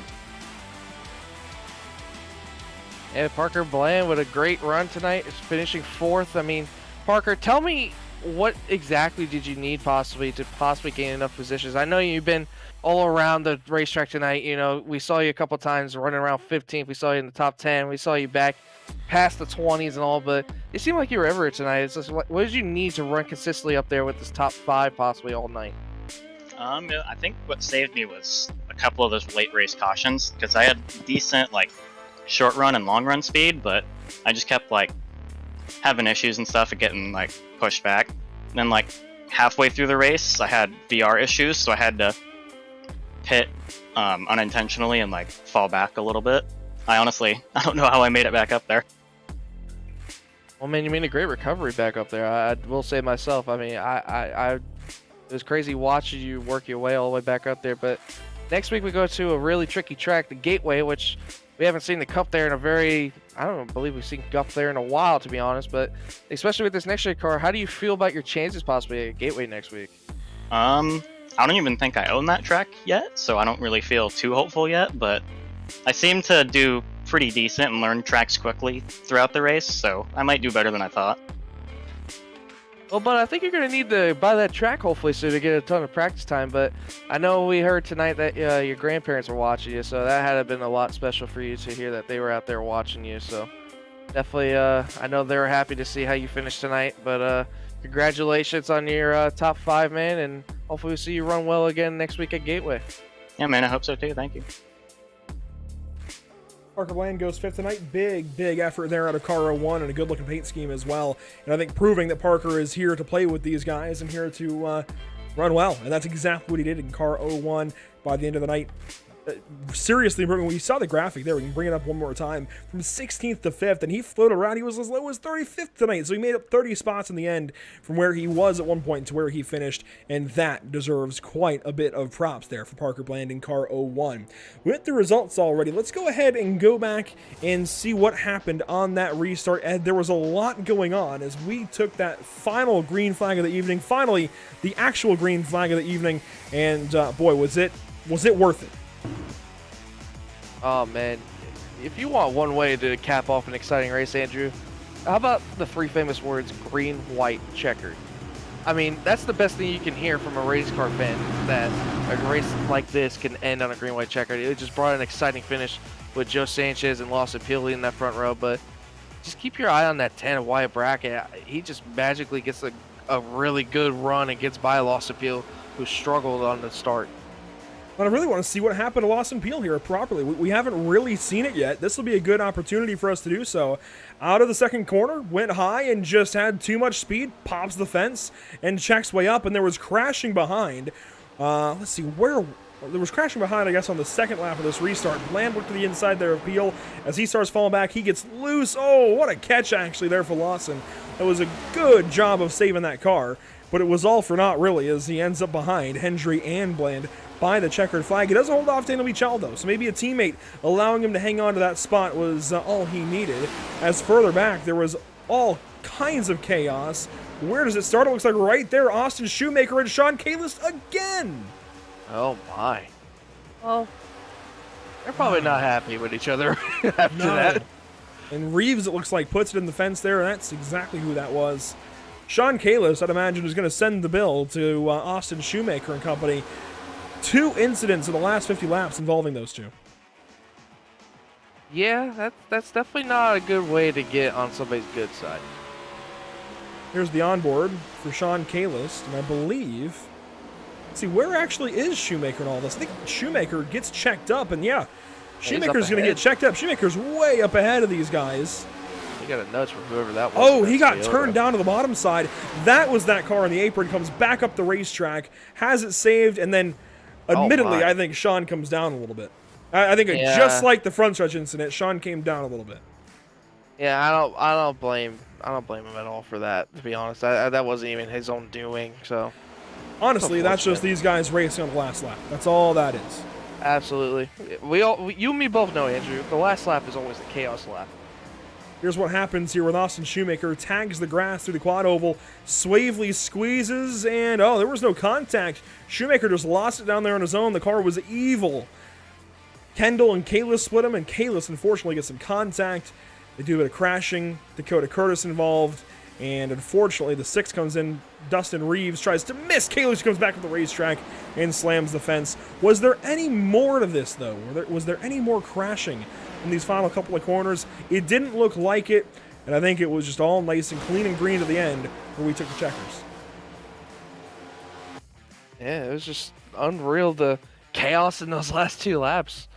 But it would be the same 2 that from before, though, that get the same contact. That would be kind of a storybook ending right there. And that it was. Now, if we look back to the schedule that we talked about earlier in the day, Daytona, of course, kicked things off. Austin Reedy won the first 2 races of the season. Then it was Warren Kyle Keith, Joe Sanchez, and I want to say Mario Miranda's first win of the season came at Atlanta. From then on, we picked up coverage with Circuit of the Americas with, well, Lawson Peel winning the race. Zach Wilson won at Richmond. Bristol Dirt was won again by, I believe, Mario Miranda. Talladega won by Steven Stempien. Dover, Mario Miranda. Darlington, Steven Stempien. They went back and forth there for a few weeks. Then Lawson Peel came back at Kansas. Now Joe Sanchez goes back to victory lane at Charlotte. We're spreading the wins around a little bit, but between a select few, who wins next? Who wins at Gateway and Sonoma? Yeah, I mean, I just expect this to get really chaotic when we go to Gateway. I mean, we don't know how this car is going to react to Gateway. We have no idea. All we know from there is really trucks, and correct me if I'm wrong, I don't think Xfinity's been there in a while. I'm not really too sure about that, but I just, Sonoma is going to be an amazing road course. I know that for sure because, I mean, the last couple of races I've seen there and Cup cars, it's just been nuts. And then we go to Nashville where, you know, that's just going to be a wild show with another road course right after that. So this schedule coming up is really, really competitive for these drivers. So I'm definitely looking forward to next week at Gateway for sure. But after that, it's just going to be chaotic after that road course to another regular track and then a road course again. But this will be interesting. And of course, after that, you get tracks like Atlanta, New Hampshire, Pocono, Indianapolis, on the road course, Michigan, Richmond. Richmond, we're going to have both races at Richmond. That's pretty cool. We'll have both races there, be able to see how the field has evolved and how the series has changed between, well, race 7 and race 23. And then we get Watkins Glen to end our coverage here with the MPI Cup Series for the season anyways. And you can see the playoff structure there of round 1, 2, and 3, and then the championship race at Phoenix. Rockingham getting slotted in there in place of Martinsville. A lot of really cool races ahead for this MPI Cup Series. A lot of great racing left this season. And Ed, I got to ask, final thoughts here from Charlotte. Completely amazed. It definitely, absolutely the best thing I've seen in a while. And, you know, I've covered it a lot with Emerson and Outlaws, but this was insanely intense. And this is the first time I've ever broadcasted MPI. I'm usually doing social medias, watching you and Emerson do it, but watching it up here from the booth and commentating with you, it's been completely different. And I can't thank you enough for allowing me to come do this with you. It's just a pleasure. And just thank you to MPI for putting on such a great show every week. I watch it every week and see what these guys go through. So thank you to them, and thank you very much, Andrew. This was definitely a fun one. Definitely enjoyed having you on board, and of course having Emerson Arden on social media. Now, if you're looking for more PitStop TV action, good news. There is more on the way. Granted, we've got a light June coming up. We've got a light 2 weeks ahead of us. Wednesday evening, that's our next broadcast. Wednesday evening, it's the Outlaws Sim Series at Texas Motor Speedway. Then they'll have an off week, and we'll get 2 back-to-back MPI races because there won't be anything in between. So we've got the MPI Cup Series at the Worldwide Technology Raceway coming up next for MPI. Then it's out to Sonoma Raceway for that'll be rounds 14 and 15 for these 2 races between Gateway and Sonoma. So a much lighter beginning to June here. Things will pick up later in the month. Don't you worry. We've got a lot on the way, but it's going to be light on the channel at least, and 2 really good racetracks coming up for this series. 2 very unique racetracks in Gateway and Sonoma. Yeah, very much so. A Gateway and Sonoma, too, the bigger normal tracks. But to catch all that action, I mean, you could catch out social medias on Wednesday, Sunday at Gateway, or the following Sunday at Sonoma. You can go check it out.